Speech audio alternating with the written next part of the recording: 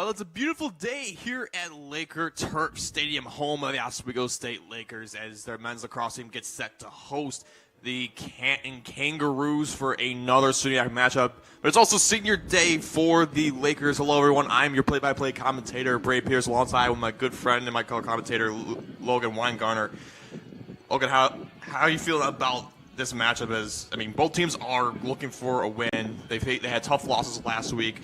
Oswego getting crushed by Cortland on Wednesday, and also Canton losing to Morrisville. What happened actually starting off with the Oswego game against Cortland? Yeah, Oswego from the beginning. First of all, Braden, very excited to be on this one, senior day. Beautiful day here in Oswego. But yeah, Oswego looking to even up their SUNY record at 2-2 after falling 23-6, like you said, to Cortland. Oswego just got dominated from the start. Sean Kavanaugh with the first goal of the game. Postel did even it up, but then Oswego Miltenberger out there, and he's able to win the opening draw. We are underway here. Seamus Hand faced 66 shots. We know this Cortland team has a lot of depth, so they were just shooting left and right at Hand. He did make 16 of the saves. However, it was just too much for Oswego to handle. They did not score any goals in the second period. Cortland just dominated that one. They scored about 7 unanswered goals. They went up 14-2 at one point, and Oswego could just not come back from it. Garrett Elston had led the Lakers with 2 goals, but again, as I said, Oswego just really overpowered on all ends. Again, looking to even up that SUNY record today. Absolutely. Going against a team like Cortland is always tough for any team. They have a good repertoire to them. And they, even though the record obviously doesn't look fantastic at 7-5, they also face some of the top teams in the entire country for D3 lacrosse. We're now switching over now to Canton versus Morrisville. Maybe not a blowout loss that they had, but still they had a loss on their record when they took on Morrisville in that game. Yeah, Canton still could not find a SUNY win. They've held to 0-3 after that loss to Morrisville. Johnny McClear had scored a hat trick. We'll get into his impact later in this pregame show. He scored a hat trick, but it was not enough to suffice. That lack of depth contributing to the loss right there for Canton, 8-5. Hayden Todd did all he could in net, made 18 saves, but again, could not suffice for the lack of offensive efficiency from the Canton Kangaroos. They'll look to bounce back from the 8-5 loss. Morrisville had struck twice in that first period before Canton could put one on the board. It was back and forth. We saw no 2 consecutive goals from either team until the third period, where Morrisville kind of dominated. They scored 2 straight goals. Again, Canton cannot come back from that. Noah Taylor scored the last goal of the game for Morrisville to put the icing on the cake on that 8-5 win. And again, Morrisville improved to 7-4, 1-2 in the SUNY, while, as I said, Canton still not able to find a win in SUNY play. Yeah, I know you were talking about the depth. One of the things that is very unique about this Canton team, they only have 24 players on the entire roster, which is very small for any lacrosse team. And then looking at Oswego, again, facing Cortland. Cortland faced RPI, who they beat. They're ranked 8th in the country. Lost to St. Lawrence, who's ranked 11th. Lost to St. John Fisher, who's ranked 12th. And then lost RIT at 7th. They're a team that could compete with some of the better teams in the nation. So you knew going against Cortland it was going to be a tough battle. But going back now to this game that is upcoming, we got a couple X factors to look forward to for both sides. Logan, who are those X factors that you're going to be looking forward to in this game? Yeah, thanks, Braden. I'm going to start it with Canton. I know we mentioned him. He got that hat trick against Morrisville. It's number 12. He's sophomore. Johnny McClear already making his impact. Just his second year down in Canton, kind of a Swiss Army knife. Is tied with goals on the team, 13 goals, 14 points in total. Again, Swiss Army knife, as I said, 17 ground balls, and he has caused 3 turnovers. And he has 4 games with 2 or more goals this season, again, including that hat trick against Morrisville. So the offense, I can expect it, or everyone can expect it, to kind of be centered around him today. It'll be interesting to see how Oswego kind of curbs his attack on offense. Absolutely. He has definitely been one of the better guys for this roster. And again, he's a sophomore. He's still got a couple more years left to even grow and to really kind of mature into one of the more reliable midfielders on this team. He's also first in shots on the Kangaroos and leading with 63 shots. But also, the other thing, too, is that being able to score on the shots has been an issue for McKeer, even in the game against Morrisville. Yeah, I mean, today it'll be a game of whichever player stops settling and starts hitting their shots. I mean, as you said, they do take a lot of shots, both players, at a high volume. But I think, again, it's quality over quantity for each player today. Both of these teams do have good defensive attacks, so McClear will need to be at the top of his game, and so will Oswego. So then who do you think would be the X-Factor player for this game if you're the Lakers? Yeah, so Garrett Elston, I'm going to say number 7, a junior. He has made his impact from day one in Oswego. Again, number 7, junior from Horseheads, New York, is one of the top scorers on this team. 18 goals, 12 assists, is contributed selfless play. As I said, 12 assists. You love to see that if you're head coach Daly and company. He has 10 ground balls and 2 caused turnovers. So it won't... Yeah, so he does not have a great shooting percentage, though. So, again, it'll be about efficiency here for this Oswego team today. He is below average, again, his shooting percentage, just 23.7. So he will need to emphasize quality over quantity today if he wants to get past this Canton squad that I think, again, will come out with the utmost urgency since they are looking for that first SUNY win. Absolutely, and just like McKeer, also Elston leads the entire team for the Lakers in shots going into this game with a total of 76 shots. So definitely, I mean, and also again, he is not even first or top 2 in goals. He is third right now in goals with 18 in the season. So definitely, if you're us, we would like to see him get more consistency and be able to bury those shots. He's definitely been one of the more reliable weapons in recent years, but just need to maintain that consistency. So I think that's definitely the big thing to look forward as. Again, it is also senior day, so the seniors are about to get set. But we still have a little bit of time before that. So quickly before that, let's look at the goalie matchups for these two teams. It's definitely going to be interesting between the guys in between the pipes. So let's look at the tail of the tape for both of these guys. Yeah, thanks, Braden. It is an experienced battle in net for Oswego. They have number 33, Seamus Hand. He does lead the SUNY in save percentage with 59.5, and he is 6-3. Again, as we mentioned, the Cortland game faced a lot of shots, but as we know, that Cortland team is very potent and very efficient. They impose their will whenever they want to. So again, this Canton team might be sort of a refresher. He might be able to stand more ground there right in net. As I said, again, best save percentage in the SUNY. So if Canton wants to elude him, I think they will need, again, it's about quality over quantity today. So against an experienced goalie like Hand, I think they need to take calculated chances and hone in on their efficiency. I mean, he's first in the entire conference in save percentage, second in saves with 141, fourth in goals allowed average. But quickly, switching over to Canton, who do they have between the pipes for today? Yeah, Canton has Hayden Todd. Again, experienced battle, as I said. He is a senior, 52 save percentage and a record of 2-5 with the Canton Kangaroos today. So he will need to be at the top of his game too. This Oswego team, they can roll out a lot of players that can shoot left and right at him, so he needs to be aware of that at all times. So now looking at the seniors, starting off initially for the Lakers is the senior attackman, Trey Jones from East Syracuse. Has definitely been one of the more consistent players on this team. I mean, going into this season, has 25 points, 19 goals, 6 assists, has been one of the more reliable weapons. I mean, looking at it last year, he was in 13 games, had 15 points. So he's been steadily going up. Starting off in 2023 with 7 points, 15 points last year. Now at 25 points, he has been great. And now switching over on the farther down the roster, the senior midfielder Ryan Rogers. And Rogers hasn't seen a lot of playing time so far, though, this season. For the Hamburg, New York native, only 3 games so far this season for him. Really not a whole ton, but I'm expecting if this game is going to be a blowout, I'm sure Coach Daly is going to have Rogers come out, at least in the back half of the game, get him some PT.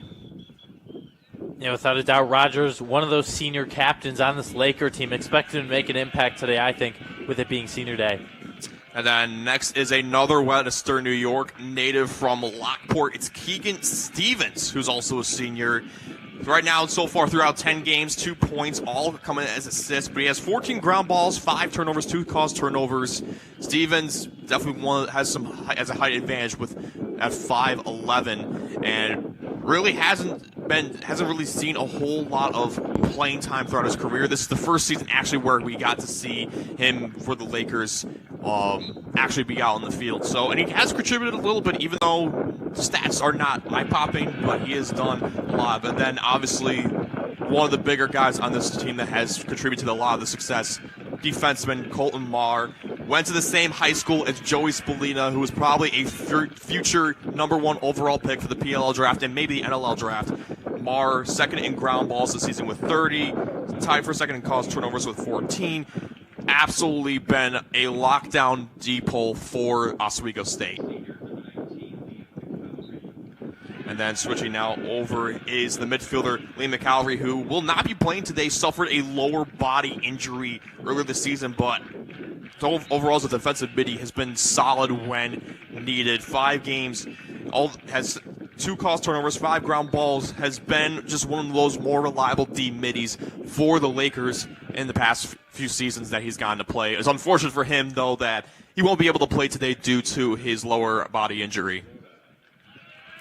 And then now moving over to a guy, maybe that on a position that's not talked about a whole ton, but it's one of the most important in the game at face-off, is Austin Srota. Going into the season so far, 45.7 face-off percentage. First in ground balls for the Lakers with a total of 54 so far this season for him.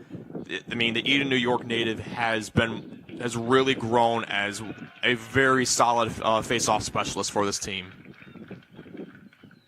But then, not only that, we have a guy that has been probably the star of this team offensively, the Watertown, New York native Hayden Coney. This guy is a scoring machine.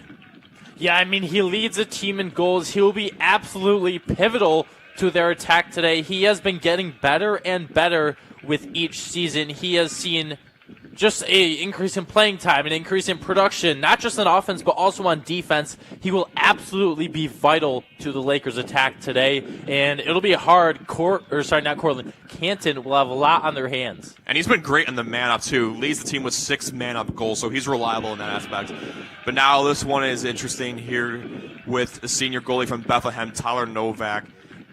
He's mostly hasn't seen the field as much as counterpart Seamus Hand, but Novak, when he's been in net, has been a reliable backup for this team. 58.1 save percentage, 9.97 goals allowed average, and he's also got a win to his record. So Novak has been a reliable depth piece for the goalie room, but obviously the star of the show in that goalie room coming up from Penfield, New York, Seamus Hand. It's going to be really tough for any of the goalies in this room that are not seniors to really replicate what he's been able to do for this team. Yeah, we talked about the experienced goalies in that. Oswego very lucky to have 2 seniors. They can rotate between both of them.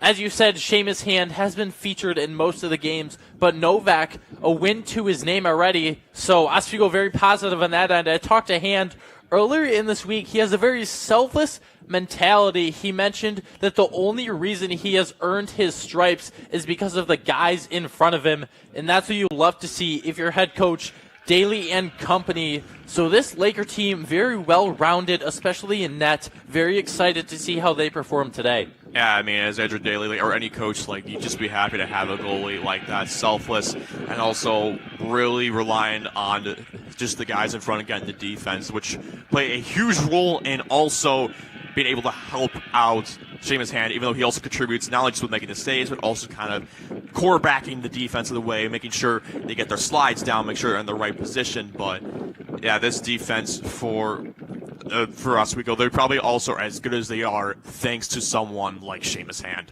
Yeah, coming off a 10-5 season last year, it seems that this year, Braden, they've only gotten better. Few games ago, after their best start in over a decade, they had suffered those 2 straight losses, first to Plattsburgh and then to Cortland. But those are 2 very tough teams, so this will be the game to get back on track for these Oswego State Lakers. Yeah, this is definitely one of the better senior classes in recent memory for Oswego State, with just the loaded talent they have across the board. Very nice celebration they have done to honor the seniors. Great photos for them. And again, I mean, this is definitely going to be considered one of at least the best senior class, well, one of the best classes for lacrosse that this program has definitely had. Oh, without a doubt. And this is a very depth-oriented team, not only with the senior squad, but also with the underclassmen. A lot of freshmen on this team, a lot of sophomores, a ton of new faces on this team that have already made their impact. Joey Zarcone, just a freshman, leads the team in ground balls, so that's you love to see that blooming talent on the shores of Lake Ontario if you are head coach Andrew Daly and company today. And he's also the team leader in caused turnover as well with 15. Initially, it was Marr who had that. Initially, Marr was up there at number 1 with that spot, but now Joey Zarcone is taking. Again, he's only a freshman. He's a freshman. He has a lot more time left to develop, but the fact you're seeing this much production out of him defensively so far, he's got a bright future ahead of him. 100%. And quickly, I'd like to mention an X factor again for the Lakers. That senior will be number 3, Trey Jones. He is, in fact, one of the most efficient players in the SUNY, has a shooting percentage of 43.2, is second on the team in goals with 19, but is also a defensive masterpiece with 24 ground balls and 9 caused turnovers. He is on all ends very active for this Oswego State Laker team. And it's crazy because he's an attackman. You don't normally see attackmen being able to rack up 9 caused turnovers. I remember when I first saw that stat, I thought, there's no way he's playing attack. This guy has to be a midfielder. 9 caused turnovers, which is 4th on the team. That's insane for an attackman, like, in general. Like, I just did not believe that would be a realistic stat for any attackman. 100%, and that's what has contributed to the Lakers' positive play so far. He started in all 10 games that he's appeared in, one of a few players so far to do that. So overall, a very dynamic piece that we'll be looking out for today. Absolutely. But before we get into anything else, we're just going to step away for a quick moment. Don't go anywhere. Face-Off will come up soon here on WTOP 10.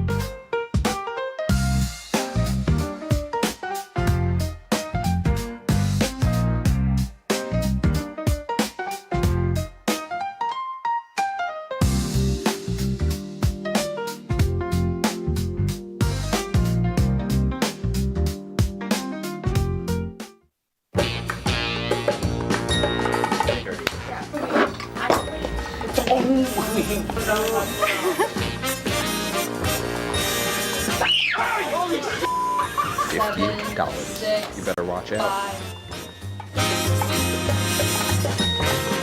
He's got to swat you like a bug. That is like not.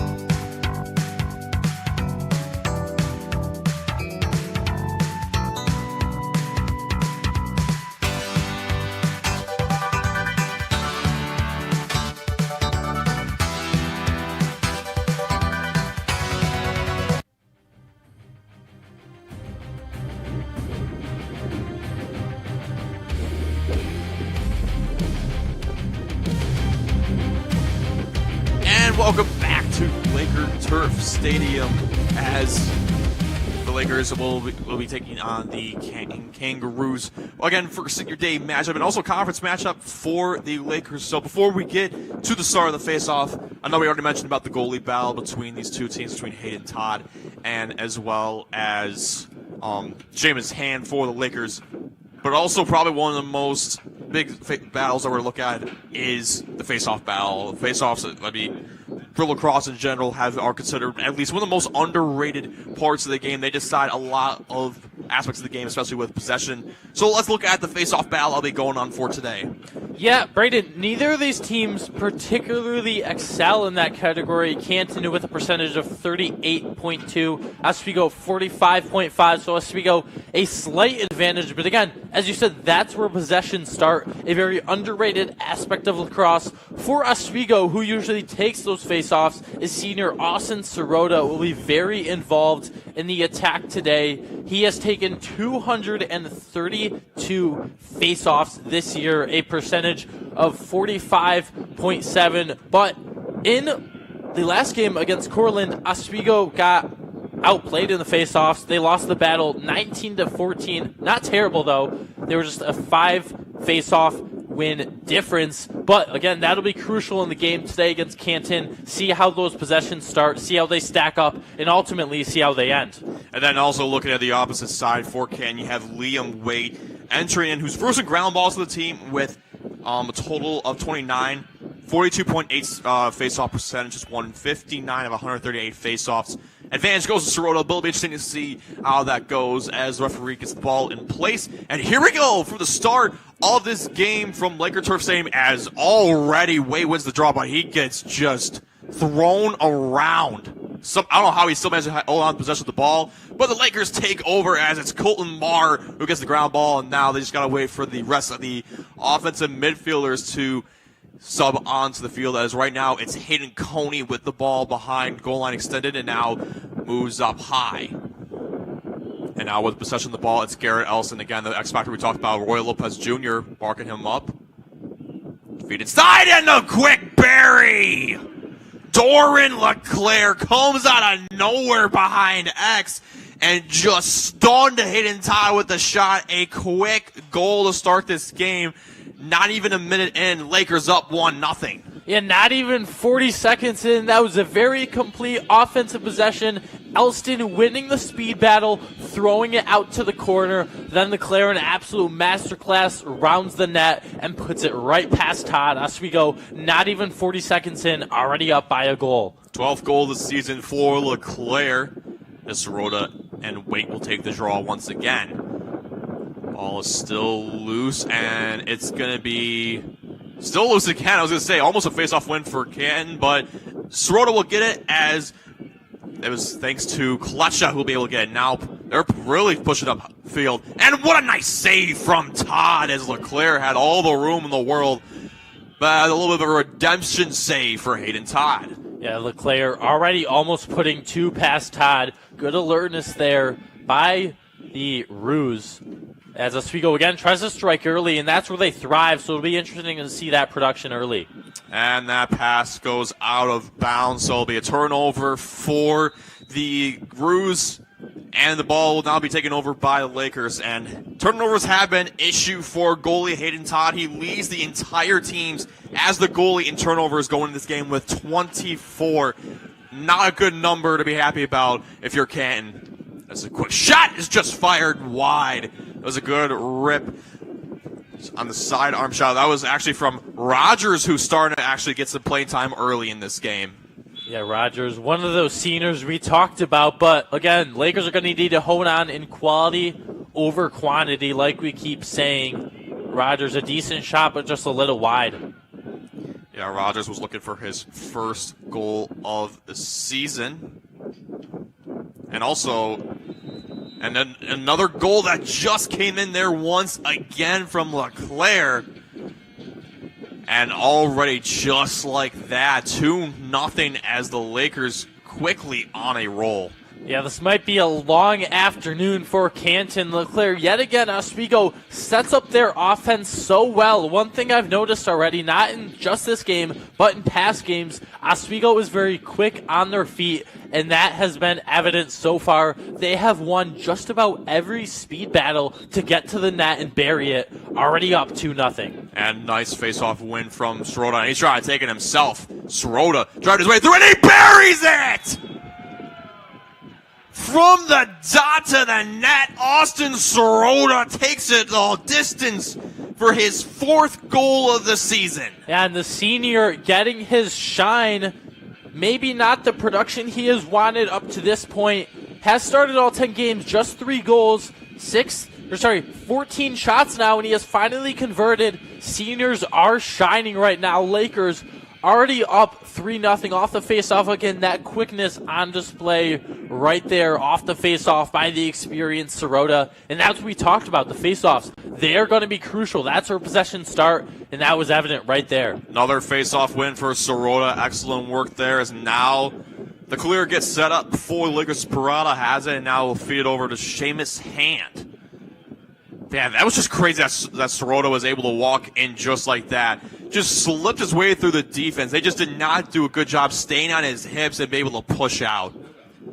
Yeah, and that's that depth that we highlighted on Oswego right there so far. 2 players already scoring, and we know the attack that they can roll out. There's so much depth on this team, so Canton, they're going to have to be on all 10 toes if they want to curb that attack.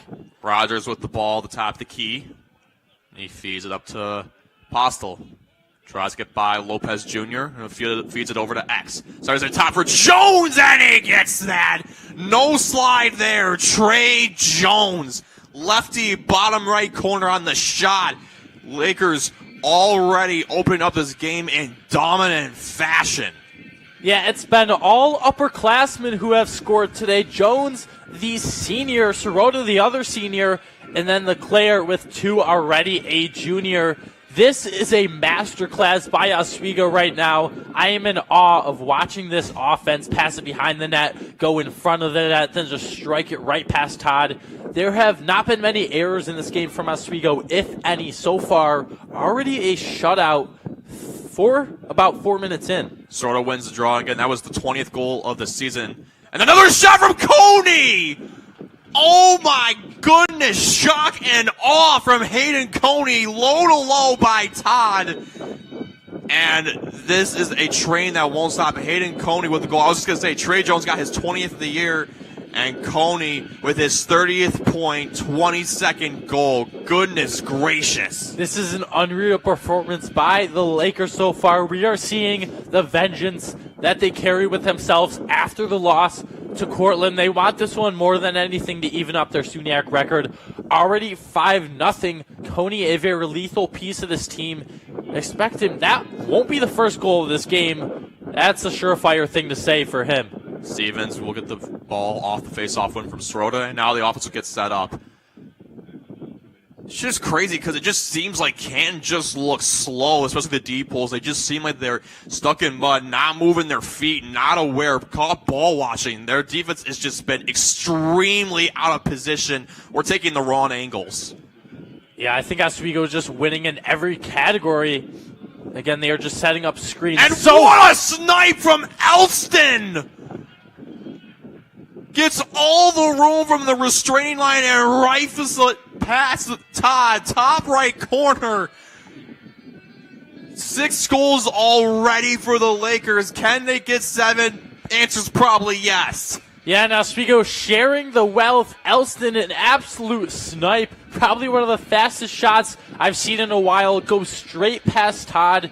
And the Lakers already with multiple players already with a goal or more. Again, an absolute masterclass by Oswego. As I said, they are winning in just about every category. 7 shots. Canton has not gotten 1 shot. Braden, if I'm not mistaken, they have not gotten into their offensive end once. They have not gotten the offense up once at all. 6 goals within almost 4 minutes is absolutely insane for the Lakers as Canton took a timeout. But make sure after this game, check out the highlights and the articles for any sporting matchup at WTOP10.com. Again, it's WTOP10.com. Yeah, Canton has just looked super out of it.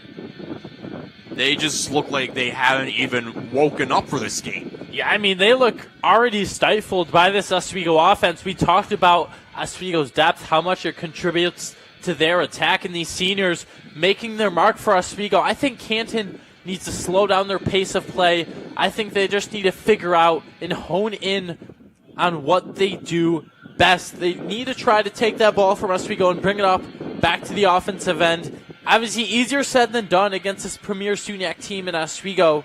But again, they need to get back to their rhythm. And yeah, Oswego 6 of 6 on faceoffs, and Canton 0 of 6. Canton yet to have a shot on goal and even get possession of the ball in the offensive end. And it's also a Canton offense that has been great. They are last in the entire SUNY in goals per game with 8.14, 58 this season. Also, they only played 7 games compared to the 10 games that Oswego has had, but still, the offense has been lackluster. Sirota wins his 7th faceoff draw of the season, and Leclerc will take it behind X, as marked up with him is Cade for go. Yeah, and Oswego again controlling possession after another successful face-off. And that feed just a little behind Postal, and it'll be taken over by Canton as they'll get their first offensive possession as Charles Grandaw has the ball and is being triple teamed, but just gets the ball away in time, and now with it is Brady Frost, who has been one of the better attackmen for this Canton squad, coming in with 18 points in 7 games.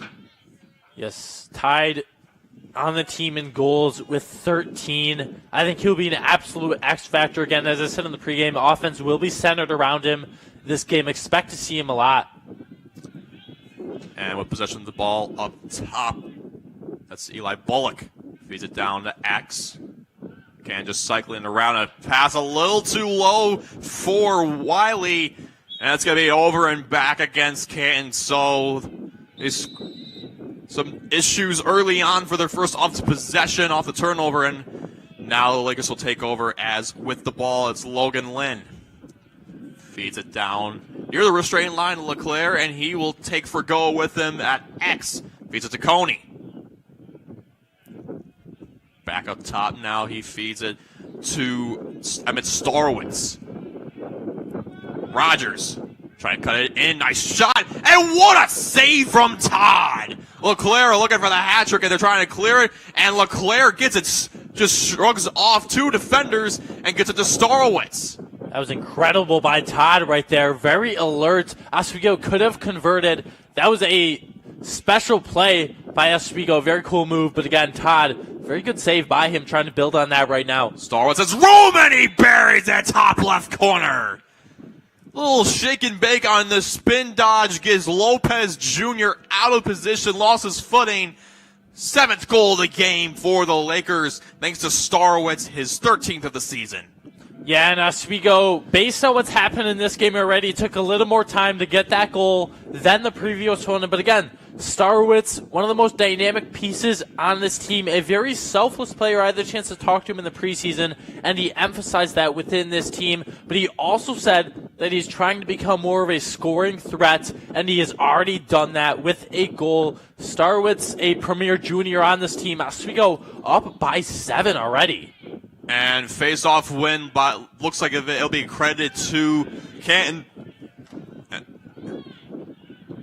And great spin dodge coming in, and the shot down low is saved by Hannon, still loose. And Hannon was able to get up. That was a good chance from Eli Bullock. And the ball gets high, and Kletcher almost gets it, but Bullock tries to get in there to get the loose ground ball. And still a battle for it, and the Lakers will come away with it. Thanks to Zarcone, and he'll feed it to Hand as they get the clear going. Yeah, Hand is not phased. That was a sea of blue jerseys in front of the net, but Hand, again, very experienced senior, already making his mark on senior day. Yeah, his first shot that's been taken on him the entire game. Stray Jones has it, and he'll be marked up by Holden Hewlett, the senior captain. Leclerc will Feed it up high to Garrett Elston. And now Rogers at the top of the key. Rogers being marked a defensive lead by Nathan Taylor. Tries to get by him. He does get the shot, but that is saved by Todd down low. Got his stick down low. Might have got it with the shaft of the stick. Hard to tell. And Taylor goes down. Good double team from LeClaire and Jones again. Jones showing off his defensive prowess for attackman, going into this game with 9 caused turnovers. And LeClaire will get the ball with a lot of time on the shot clock, 70 seconds. Yeah, and Jones is everywhere on that field, not just an offensive threat, but also a defensive one. Has already scored in this game. And again, making his mark on defense, forcing a turnover. Now it's back to Oswego possession. And LeClaire tries to get by Taylor, and he slips and falls. Taylor is confused. It did look like that LeClaire fell, but a little push to the back as well from Taylor, and he'll be sent over to the penalty area. So Lakers will go on the man up. My guess is for the cross-check in the back, and he can tell he is furious. Yeah, Taylor not happy with that one. Oswego, though, on the power play this season, they have struck 23 times out of 44 chances. So that is a very positive, above-average mark for the Lakers. Canton will need to roll out their best style of defense if they want to compete with that. So it's a 30-second penalty going against Taylor for the push to the back. And then look, yeah, again, this man up has been great. 78.2 success rate for the Lakers. For the man down unit for Canton, 75% success rate. As a shot from Elson's a little high, just over the crossbar. 16 seconds on the man up again. Push to the back against Nathan Taylor. Now Elson has it with 10 seconds up high. Good defense from Lopez Jr. not to give him any room towards the hole. Elston feeds it inside for the shot from LeClaire, and he gets the Hattie. LeClaire already making his mark. 8th goal of the game and his 3rd. LeClaire, an unreal style of play so far in this game. Unreal performance from LeClaire. I love where he is at all times. He's always in the right place at the right time, and that was evident right there. That was, I think he might have just gotten it before the man up ended. We'll have to see how the scorekeepers will mark that. It was very close, though, down the wire towards the end of the man up, and he just buried it. And just not much aggression from this defense of the Kangaroos in this one, as another face-off win for the Lakers as Lynn feeds it to Sirota. He's trying to go in, takes another shot, and he wanted it all but just wide. He was loading up for a nice sidearm that went wide left. Yeah, I thought we were about to see another instance of a goal that came right off a face-off about 10 seconds after. But again, as you said, just a little bit wide, and Todd going to be looking to regroup here, as we know how lethal this Oswego attack can be. They have already shown that this game. Rogers driving on the shot. He gets his first of the year. Ryan Rogers on the lefty sidearm shot, buries it by Todd. Opposite six side, a tough shot to make, and his teammates are fired up. First goal in 2 seasons for Ryan Rogers, the senior. You love that for Rogers. We're on the tail end of this regular season, and Rogers making his mark as a senior captain. Even better, gets that goal. Lakers' 9th goal of the game. Rogers, a very impressive shot and score right there. Lakers spreading the wealth very well right now. And going back to the LeClaire hat trick, it did count as a man-up goal. And the last time these two teams faced was senior day for Canton back on April 26th of last year. Oswego State won 15-9. By the looks of it, the Lakers are well going to probably pass their goal total from last year against Canton. Yeah, they might pass that very well. They might double that up. Honestly, they're at the pace to in this game. That one tighter last year than it seems to be this year, but Canton going to need to find their footing and get back to regroup on offense and defense. Rogers split dodge against Lopez Jr. Stays on his hips. Good defense from the D-Midi from Rochester, New York. Now the feed up. Trying to drive his way in. That's Ethan McConnell. He takes it behind goal line extended. McConnell defensively being marked up. By the looks of that was Gavin Godel. Rogers at X taking Lopez with him. Tries to center it, and the pass was wide. Looks like I think he was trying to target Coney, so actually it might have been deflected off of one of the Kangaroos, so actually it will still be Lakers' possession with 13 seconds on the shot clock. Coney trying to get room, draws a double team. McConnell trying to drive his way through, and the bounce shot, and it goes in! Slips by the stick check and is able to get the bouncer over the shoulder of Todd. 10 goals in 10 minutes of the first quarter for the Lakers. Unreal performance by Oswego. Not much to say that hasn't already been said. That was excellent ball control right there from McConnell. A little high pass from Coney, but no problem for McConnell as he corrals it. And again, an insane shot right off the ground. Sneaks past Todd. Lakers up 10-0. Again, unreal. Another slick face-off win from Sirota. Nice flip to Coney. Feeds it back up top again to Stevens. Good ball movement early from the Lakers, but it gets shut down. Good the defense from Canton just to stay put, not over-pursue, and not get caught ball watching, but it's been an issue for them most of the game. They've just been out of position, not moving their feet, just trying to use their sticks. As Jones in the hole gets pushed out. Good defense from Hewlett. Now Postel tries to drive his way through the lane.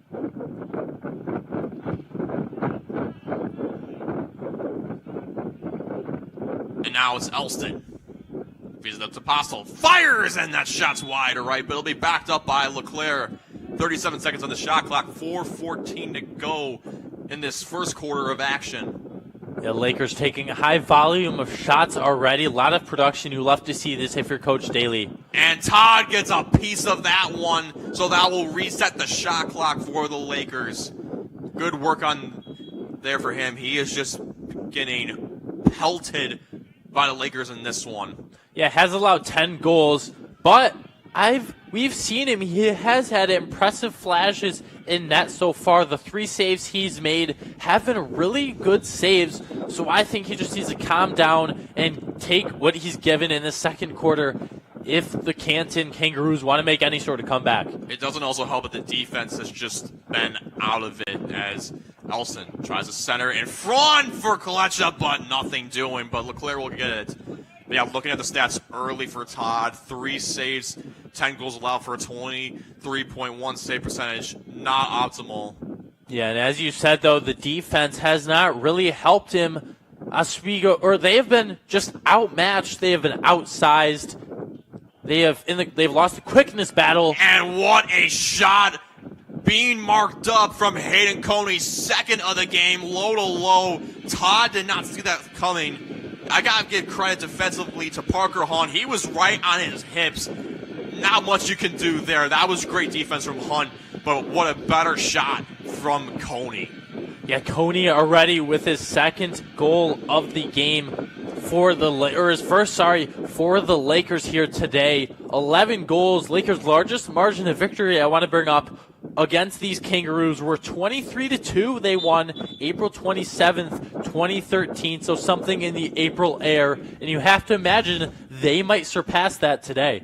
Absolutely, it looks like a false start going on Sirota, so Ken will take over this. The second, I think, offensive possession they've had all day long. They need to get going as Wiley has it up top, being marked up defensively by Seamus Devine.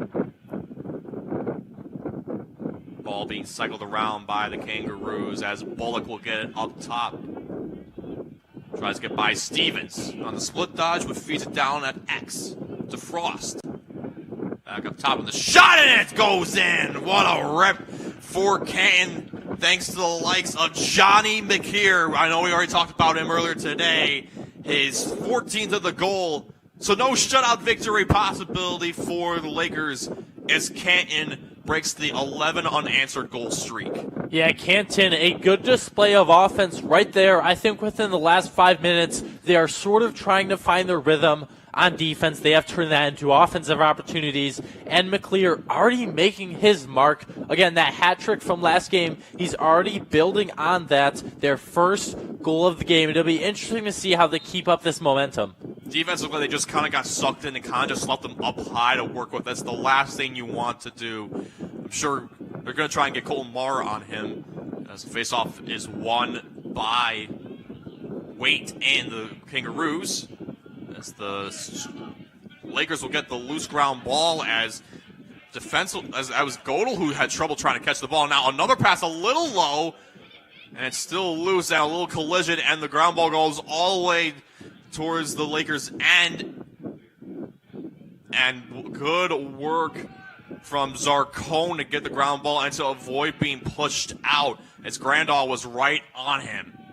Is Zarcone one of the premier defenders on this Oswego Laker team? Just as a freshman, you can pencil him in as one of the premier defenders in the SUNY. He makes his mark. He's very active on the defensive end, as you just saw. And now Rogers will take it.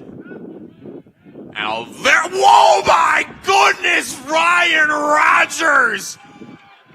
All the way from the restraining line, and rips it low to low through the 5-hole of Todd. I can't believe that went in from that distance. It's a party in the net for the Lakers right now. Their 12th goal of the game. Rogers flirting with a hat trick now. As you just said, what a snipe there from Rogers. The handoff, he raced through the defense, just sniped it right past Todd. No defender there able to deflect it. An absolute masterclass. That was a bold move from him. You think Todd would have all the time in the world to save that, but was just slow to stop it. My goodness. And here's the other thing to remind you. The most amount of goals that Rogers has had in a season is 2. And even so, he might be able to get his first hat trick of his career today. Yeah, it would be extremely special, too. Coming on senior day, he's flirting with that. You have to imagine that he may be able to. Yeah, 2 goals. 2, again, he has never had a hat trick in his career. Already 2 goals so far in this one, looking for his first career hat trick. Elston feeds it to Jones, and a shot. I don't think that got Todd. I think it deflected right off of Fergo, so good work to redirect that shot as it goes out of play, but it'll be Lakers' possession. Yeah, Canton trying to build some momentum on defense now. Good place to be right there on that deflection if you're Canton. And LeClaire tries to feed it towards the hole to Coney, but had trouble trying to secure it. Nicely done by Rogers to keep the ball in play, and Coney will secure a great last-ditch effort from Ryan Rogers as Jones in front buries it.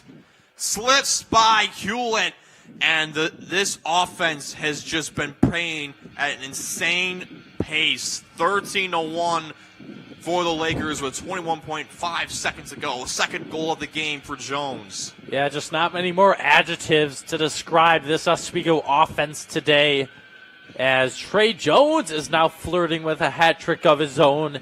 Gives the Lakers their 13th goal. I think on nearly every possession, the Lakers are setting up their offense perfectly. They are laying down the blueprint, and they're doing nothing short of executing that. They're just playing with excellent pace, just playing fast right off the draw, just trying to push the ball quick on, at least just to have quick sticks, just move fast, keep the defense out position, keep them one step behind. They've done a good job with that, and even with some of the fast breaks. 10 seconds to go. LeClaire moves his way in for the shot, and he gets his 4th. Made it look easy. Dorwin LeClaire, 4th goal of the game. Now up to 14 goals with 5.4 seconds to go. This game, the Lakers' domination continues.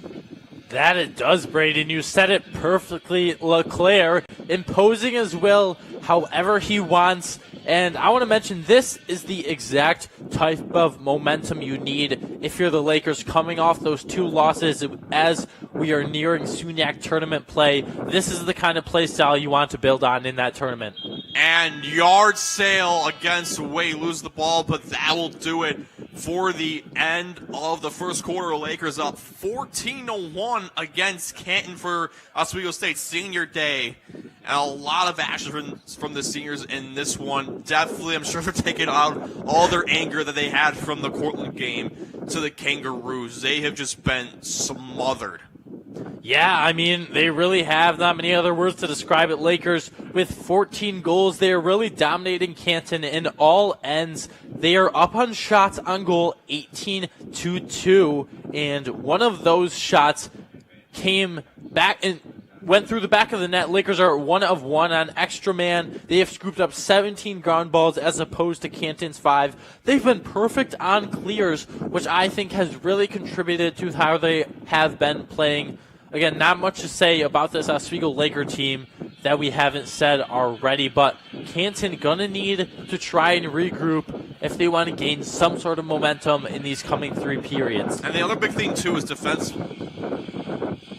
And also the other thing, too, as well defensively for the Lakers, for Canton, is that their clears have just not been the best. I mean, going into the season, 72% success rate in the clears. But they have just not been able to successfully clear the ball. The aggressiveness and pressure from the Lakers. Again, I know I talked about this with Matt Rudolph earlier this season. The Lakers made the adjustment on the ride to go to a 10-man ride. So that pretty much means everybody, including the goalie, is marked up defensively on someone. And they have just smothered the clear for Canton. They basically are forcing them to make quick decisions that are leading to turnovers and mistakes. Yeah, and I mean, on offense, it's Doran Leclerc. We keep talking about him. This is his first year with the Lakers. He transferred from St. Bonaventure, spent some years there from Marcellus. And again, this season, he has really made his impact. He's up to 15 goals on the year. He has 17 ground balls, 6 caused turnovers. So again, I keep saying it, or I said it at least once in the pregame show, but Lakers have a lot of Swiss Army knives on this team, with Leclerc being one of them, already making his mark in his first year in Central New York. And the thing is, should you be surprised that Leclerc is doing this good? You have a kid from D1 going to D3. The expectation is high that he is going to make an impact. So here we go for the start of this second quarter as Lakers win the draw, as Noah Austin Sirota taking the face-off instead for the Lakers. That was Kyler Butcher, the sophomore. Good work for him as he is able to win that draw. Actually, his second face-off of the whole season results in a win. Rogers tried to drive his way to the hole, but good work by Lopez Jr. to box him out and not cut to the hole. And Rogers will get it up top to Starwitz. Leaves it for Rogers. Actually, it was a fake, and Coney will get the hat trick. I got fooled there, actually. I thought Rogers had it, and he sold the fake so well. And Coney had all the room to work with up high. Sidearm shot down low, snipes the bottom right corner. Well done for Hayden Coney getting the hat trick. Yeah, that's a perfect display of senior IQ right there, and I laugh because I was not expecting that either. I was watching the play, and I didn't know what happened on that fake. I just saw the ball go through the net, and Lakers now 15th goal of the game. And again, Coney, it's that experience playing beneficial for the Lakers. Wait wins the draw for Canton, and they will move the ball in the O zone. Just to remind you, the Lakers have tied their goal total from last year when they faced Canton. And at this pace, they're probably going to break it. So they won 15-9 last year in Canton on April 26th. As now Bullock has it up top for the Kangaroos, defensively being marked up by Polito. As he takes it behind goal line, extended at X, and now it's Frost who has it. Passes up high to McKeer. He already has the only goal of the game for Canton, and the ball looks like got redirected, and it goes out of play. So not off the goalie, so his shot clock will remain. And also new goalie in for the Lakers. It's Novak coming in for Seamus Hand for the start of this one. Wiley Marked up by Stevens. Try to go inside. Couldn't find anything. And he will feed it over to Grandahl. Grandahl taking it at X. Trying to find room, but his double team just gets rid of it in time. 13 seconds to go on the shot clock. Excellent split dodge as Frost trying to find room. Goes in for the shot last second, and that just got redirected. I think that was from the help defensively. That was Colmar. Last second shot and saved by Novak from McKeer. So it will be a turnover as the shot clock ran out. Just an insane defensive display right there from the Lakers. Not just Novak in net deflecting those two balls, making his 5th appearance in net of the year, but also the guys in front of him. They redirected so many Canton players, did not allow them to execute. They were forced to pass into congested holes, and Oswego now turning that into offense. Yeah, the defense has just been fundamentally sound. Now chance up top. Bouncer just goes up high. And also a new goalie in net as well for Canton. Hayden Todd taken out. So now stepping in is the freshman Garrett Palmer. It'll be interesting to see how Palmer does just his first year with Canton, being subbed into a high-pressure game against a very good Laker team. See if this changes any pace of momentum for the Roos. If you're Canton, this is definitely going to be interesting. As Palmer will be taking over as the starter most likely for next year. Again, Todd's a senior, so this is another game at least where he can show, can he be a reliable starter going forward for this team?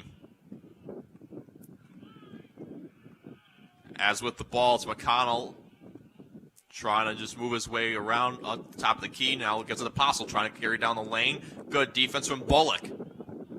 Now Leclerc at X. No one's marked up on him. Tries to feed it side on the shot, and I think Palmer got a piece of it. And a nice will be a cause turnover. Yes, it will be from Trey Jones. Excellent work on the ride. Again, that 10-man ride has been so effective for the Lakers as they get another offensive possession. Just a great display of defense first by Canton. Palmer making his 5th appearance in that of the year. He has a save percentage of 53.6, just 15 saves. But then again, Oswego turning the momentum back in their favor. We keep talking about Jones, how much prowess he has in both offense and defense, showing it right there. Pass on the shot, and that save down low by Palmer. As possible was going 5-hole. Excellent work by the freshman goalie as that pass a little high, and another unsuccessful clear.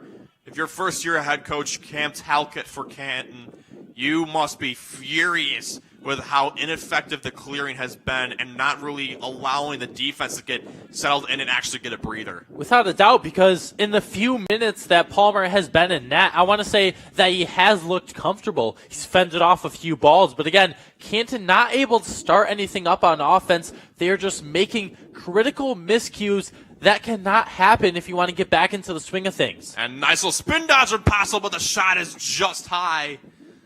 And the refs are going to say that it was backed up by the Lakers as Coney was able to get to it. Coney trying to drive his way through, gets the feed of Leclerc, and what a goal for Leclerc! Had to jump up and tip it in. Holy Moses! Look, the bunny hops on Dorian Leclerc.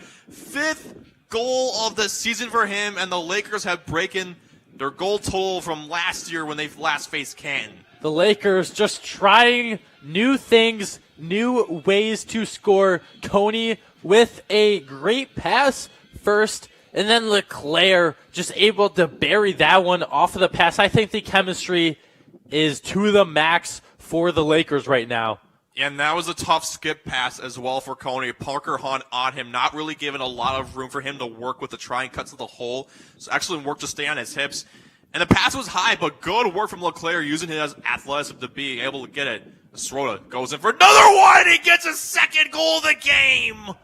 Wow hit. Austin Srota buries that. And the train is far from stopping for the Lakers, 17-1. Yeah, it's inevitable Now, pretty safe to say the Lakers are going to have a new largest margin of victory against Canton if they keep up with the pace they've established right off of the face-off. Lakers yet again winning the quickness battle. Canton not able to keep up on their assignments. Lakers just stride right through, cruise right past the defense, and Sirota just hits it right home past the freshman Palmer. So it looks like it's going to be a false start going against the Lakers. And mind you, looking at Sirota, stat to look out for, the most goals he's ever scored this season in a game is 2.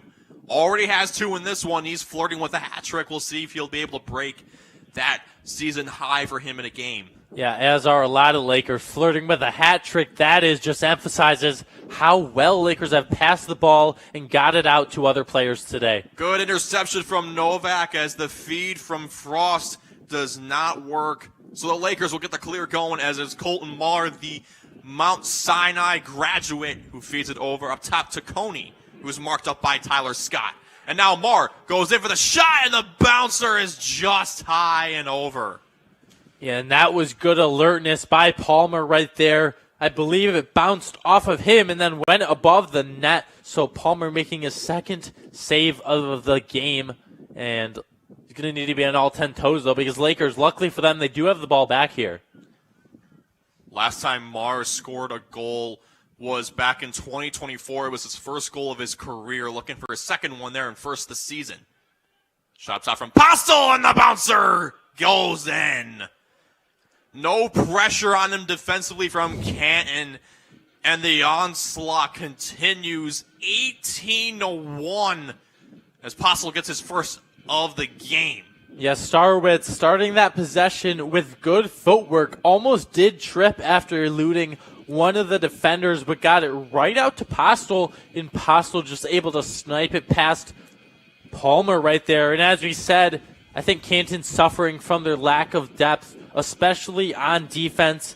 They're not able to match up, frankly speaking, with how well Oswego has played. Oswego just imposing their will wherever they want right now. It's just tough also if you're Canton. You have 24 players on this roster. You don't give a lot of your guys time to breathe.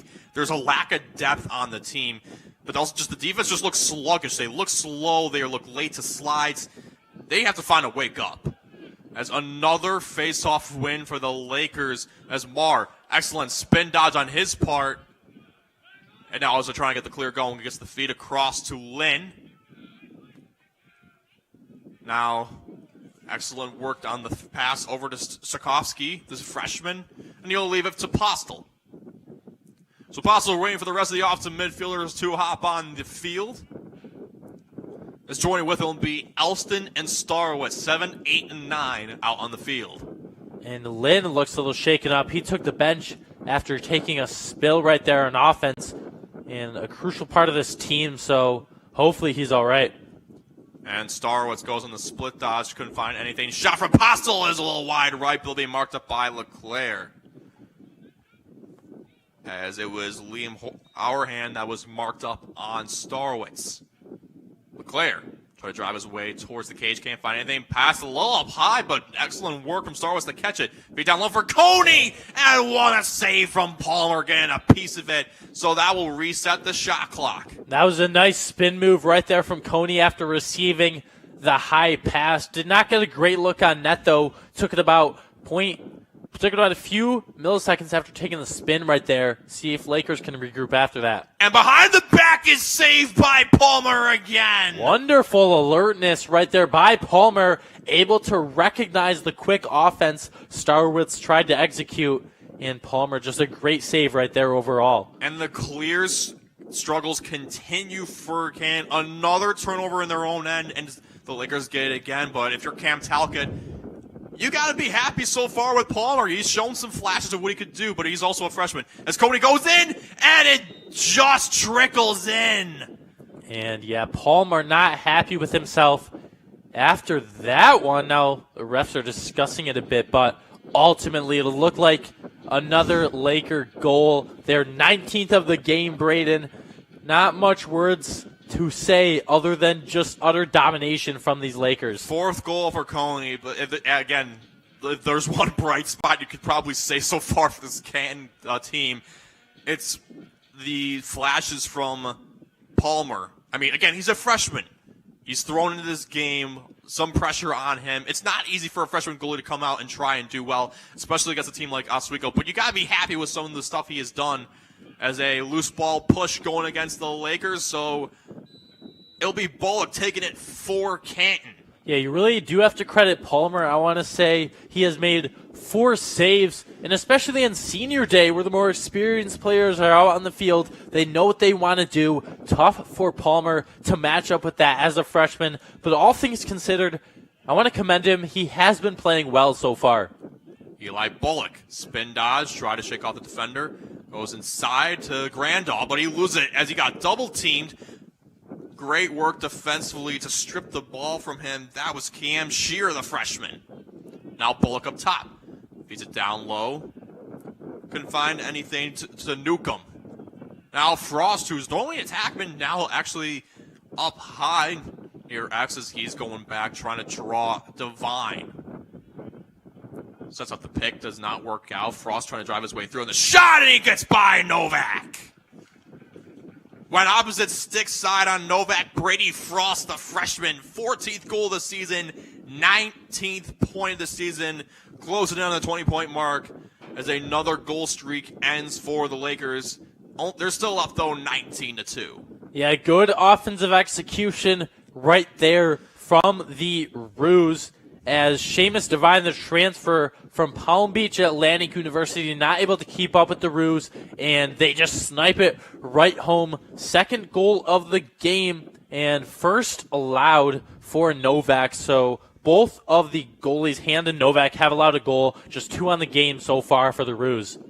Another face-off win thanks to Way, and good work from Lopez Jr. just to shrug off 2 defenders as he got the ground ball, and now the offense will set up for Canton.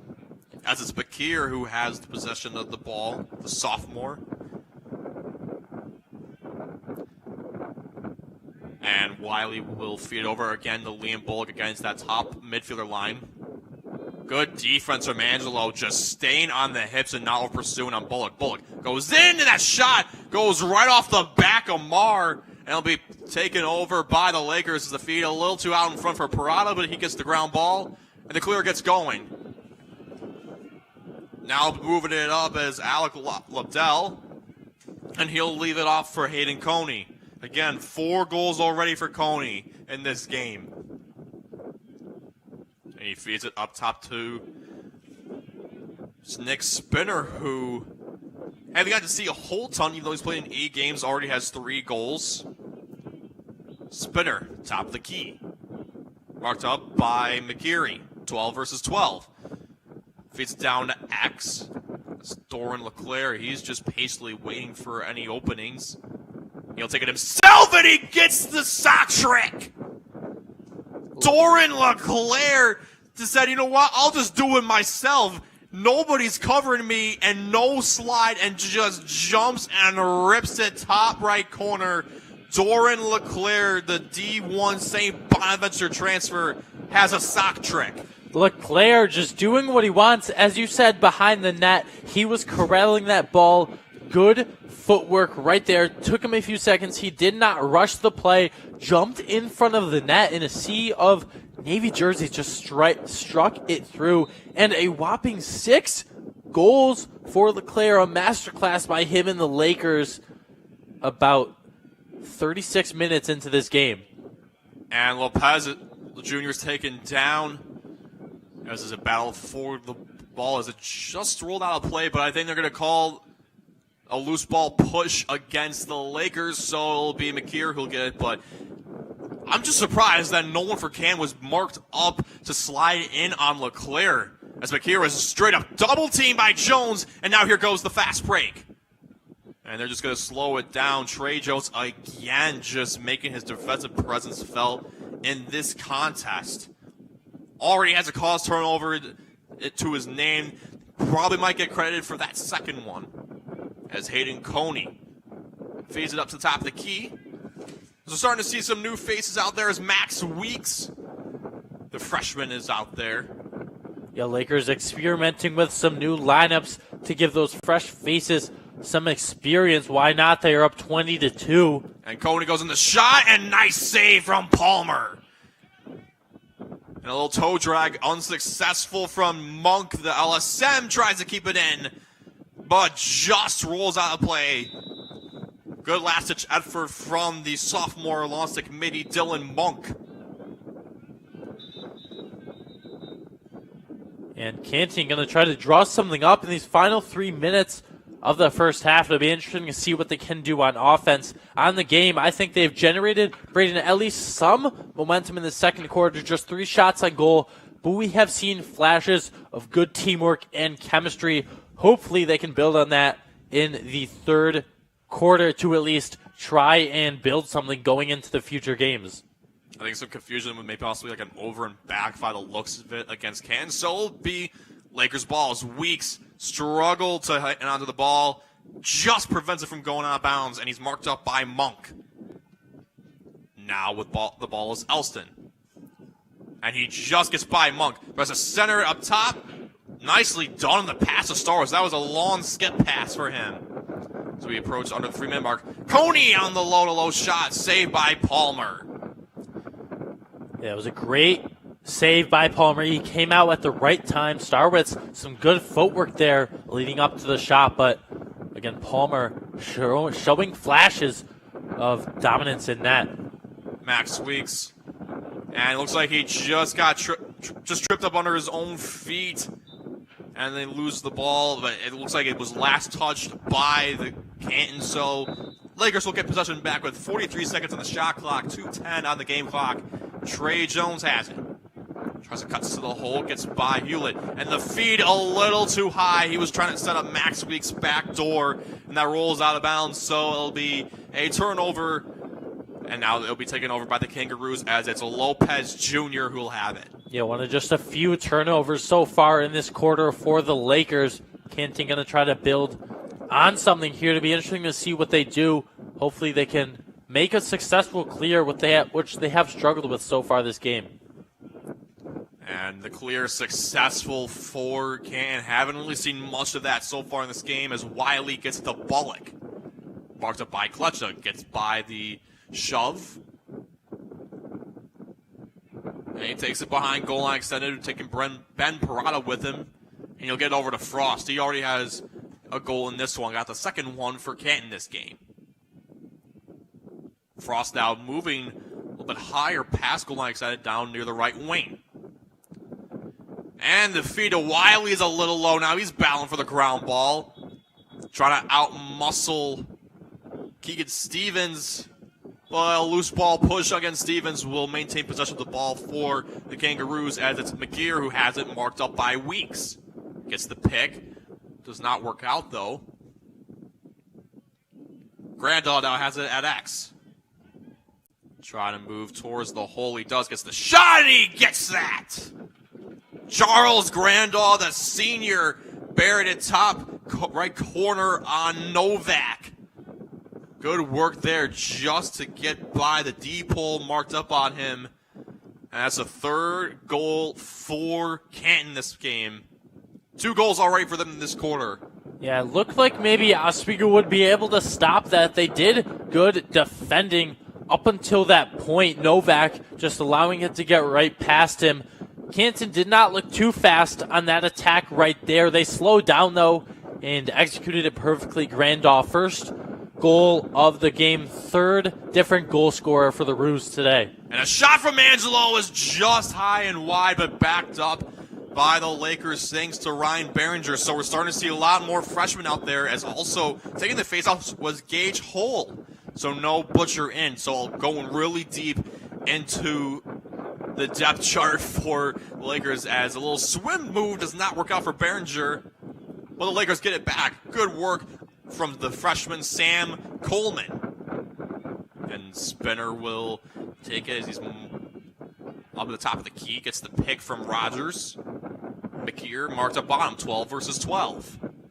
Under 15 to go. Feed over to X. Trying to center it top, and the pass is just a little off target. 5 seconds left, and still kept in by the Lakers. Will be taken over last second by Canton, but it doesn't matter. Clock hits 0. Utter domination from the Lakers, 20-3 against Canton. Yeah, Canton had, I think I got to give credit to them. They showed good offensive prowess in that second quarter, looking to build on that late goal. They scored the third of the game. Oswego with 26 more shots on goal than them this game. Oswego only 12 ground balls for Canton, so it'll be interesting to see how the Roos adjust in the second half, especially Braden with new goalies in net we saw in that second quarter. Yeah, I mean, we already got to see Novak. He hasn't recorded a save yet, so only has allowed 2 goals. But again, the future might seem a little bright for Canton with the goalie room. Palmer, 6 saves, 5 allowed goals. He has been pretty consistent in that. Yes, the defense hasn't helped him out a lot, which has been a big part of the reason why there has been a lack of saves and just so many goals so far, but he has been able to hold his own. It's good work for a freshman, especially playing a high-pressure position at goalie. Yeah, this is a very young Canton team, and I think for the freshman Palmer, he has been very impressive in net. You said that consistency, and that consistency is going to be key. He has 2 more saves than Todd already in just one corner. The Lakers did put a lot of pressure on him, but in my opinion, all things considered, he has been playing very well, allowed just 5 goals in one quarter as opposed to Todd's 15 that he allowed. So I think going forward, as I said, very young Roo team. Going forward, the future is bright in between the pipes for Canton. Absolutely. Well, before we get into anything else, actually, we're going to also talk about probably one of the big stars of this game so far, and I don't think the scoring is done yet. Watch out for the St. Bonaventure transfer, Doran LeClaire, 6 goals already, 7 points in this one with an assist. Has the sock trick so far. He has been on fire. At this rate, I wouldn't be surprised if he somehow manages to get 10 goals, but depends if the team decides to keep him out there. Yeah, LeClaire was an engineering physics major at Bonaventure, spent 1 year there, only appeared in 1 game on February 8th against Bucknell, but still, he has made his mark already, transferring down from the D1 level to D3, and again, I wouldn't be surprised if he hits 10 goals. Like you said, Lakers have spread the wealth, and he has been the biggest weapon today. Yeah, it's just been unreal stuff we have seen from LeClaire. It just also goes to show the amount of talent there is across the board for the Lakers. You can rely on him to scoring. Hayden Coney obviously already has 4 goals. Trey Jones, although he only has 2, he's a guy that's been very reliable, consistent at the attack position. And then obviously, even though Garrett Elson and Emma Starwest, they only have 1 goal each, I mean, the talent for that first line and even some of the depth players like Postel, is just insane for the offense for the Lakers. Without a doubt, this is a Laker team we're seeing that has a perfect combination of experienced faces and young ones. Again, a lot of new faces. I believe there are 15 freshmen on this team. I mentioned him in the pregame and in the first quarter, but probably the most notable one, Joey Zarcone, 3rd on the team in ground balls. He is just a very active defensive piece, but again, it's not just the freshmen, it's senior day for a reason, and those 4th-year players are showing out for the Lakers, and that's what you love to see if you're Coach Daly. Yeah, absolutely, and also just to go back with one more thing with LeClaire, he's also broke a career high for him in goals in a game, as the most amount of goals he's ever had in a game was 2, which came against Mooresville State back on March 28th with 2 goals.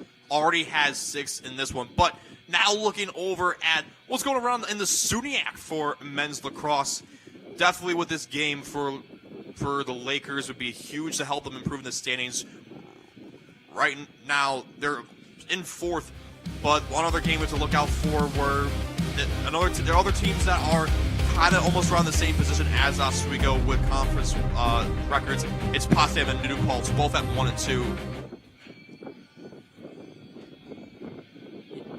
Yeah, Potsdam is currently 6th in the SUNYAC. New Paltz is 7th, but Potsdam absolutely dominating them, have only allowed 1 goal from New Paltz.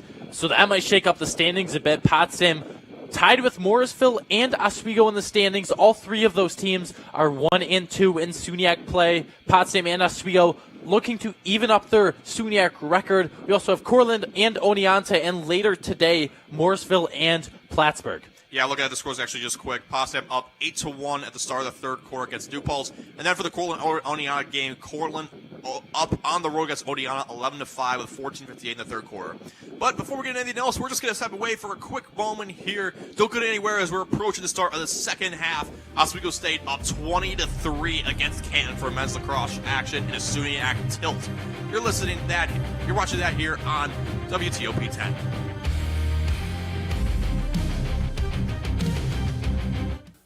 Do you like reading? Do you like reading books? Do you like looking at books? Do you like having a collection of books in your living room? Now, before we get into the nitty-gritty, spoiler alert! Okay, or why did I write this in yellow? I told you!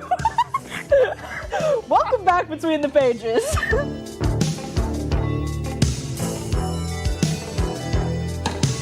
Good evening and welcome to Jeopardy! I am your host, Joe. Hello, Simon. Joe is at this place. And I'm very concerned to see what Piper's answer is here. Sorry, it's a 98-page rule book. You guys are stunned still? Joe, I'm going to sound like a little snob here. It was not founded by Ray Kroc.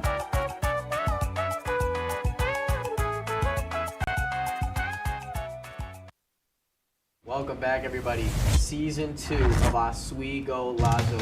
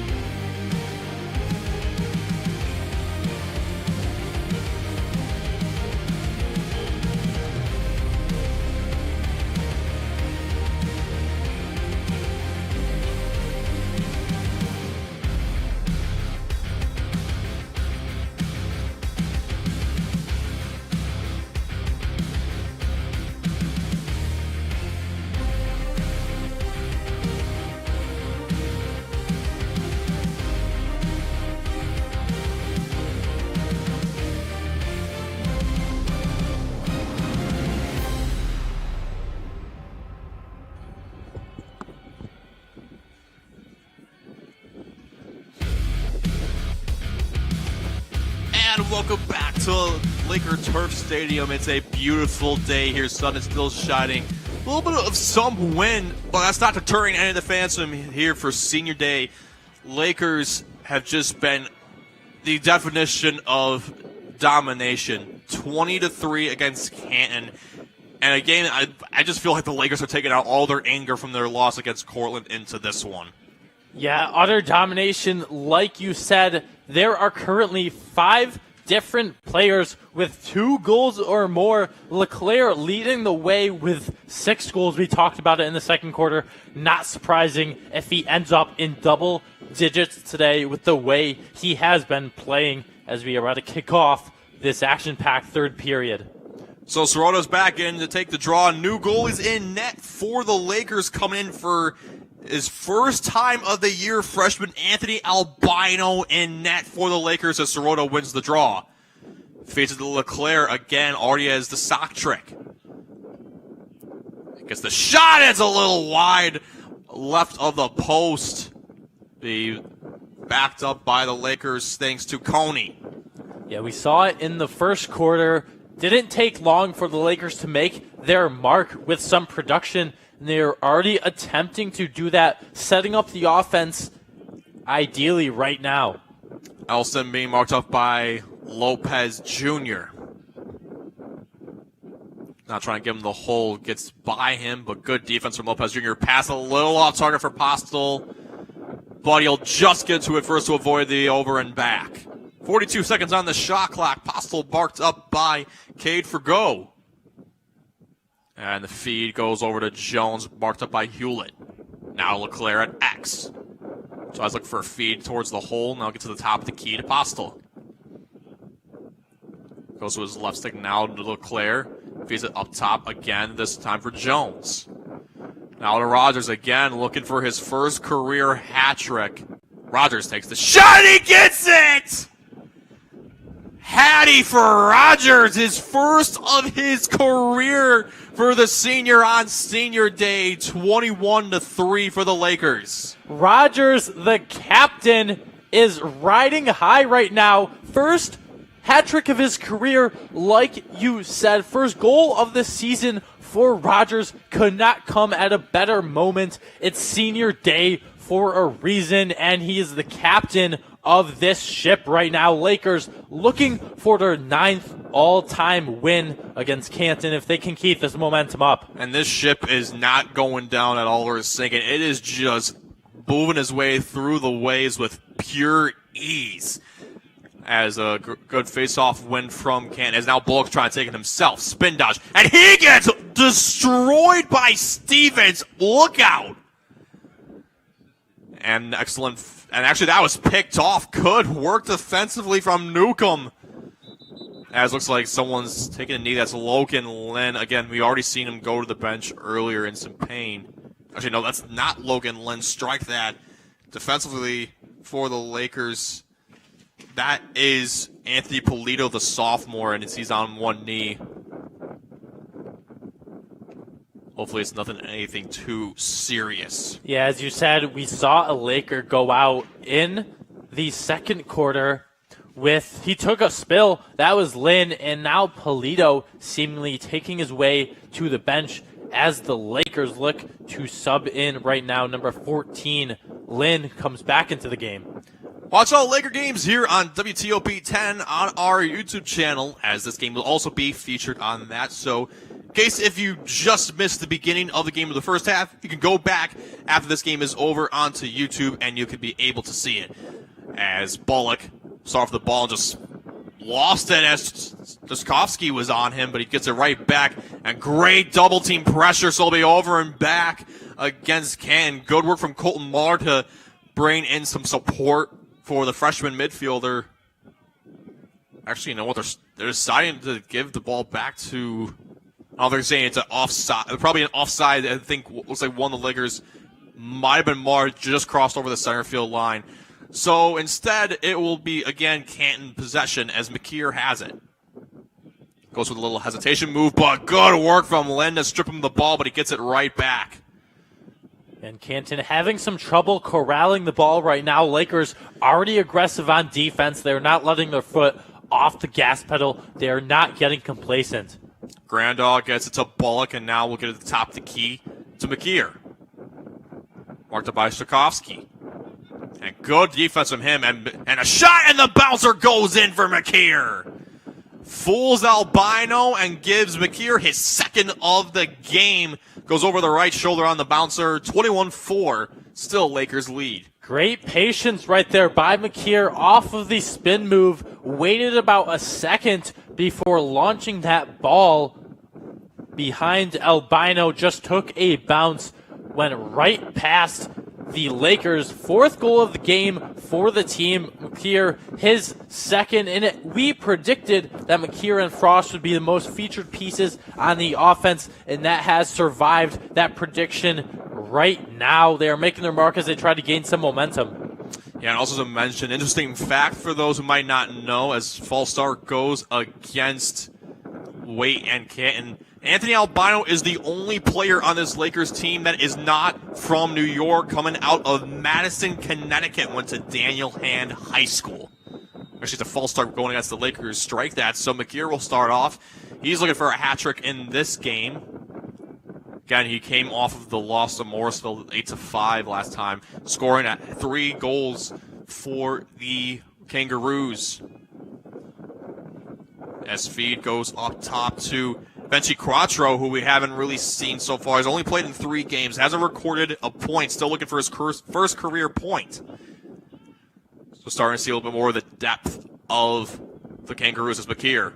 Marked up by Kletcha. Gets by, tries to go down, draws the double team, and he'll feed it over to near Axon. The shot is a little high over the crossbar on that shot from Brady Frost. And that's the defensive prowess on the Lakers right there. They are staying with their man. Every single player knows what they want to do on defense and executes on it. They are winning the quickness battle, not just on offense, but also on defense. I haven't seen the Lakers lose a step.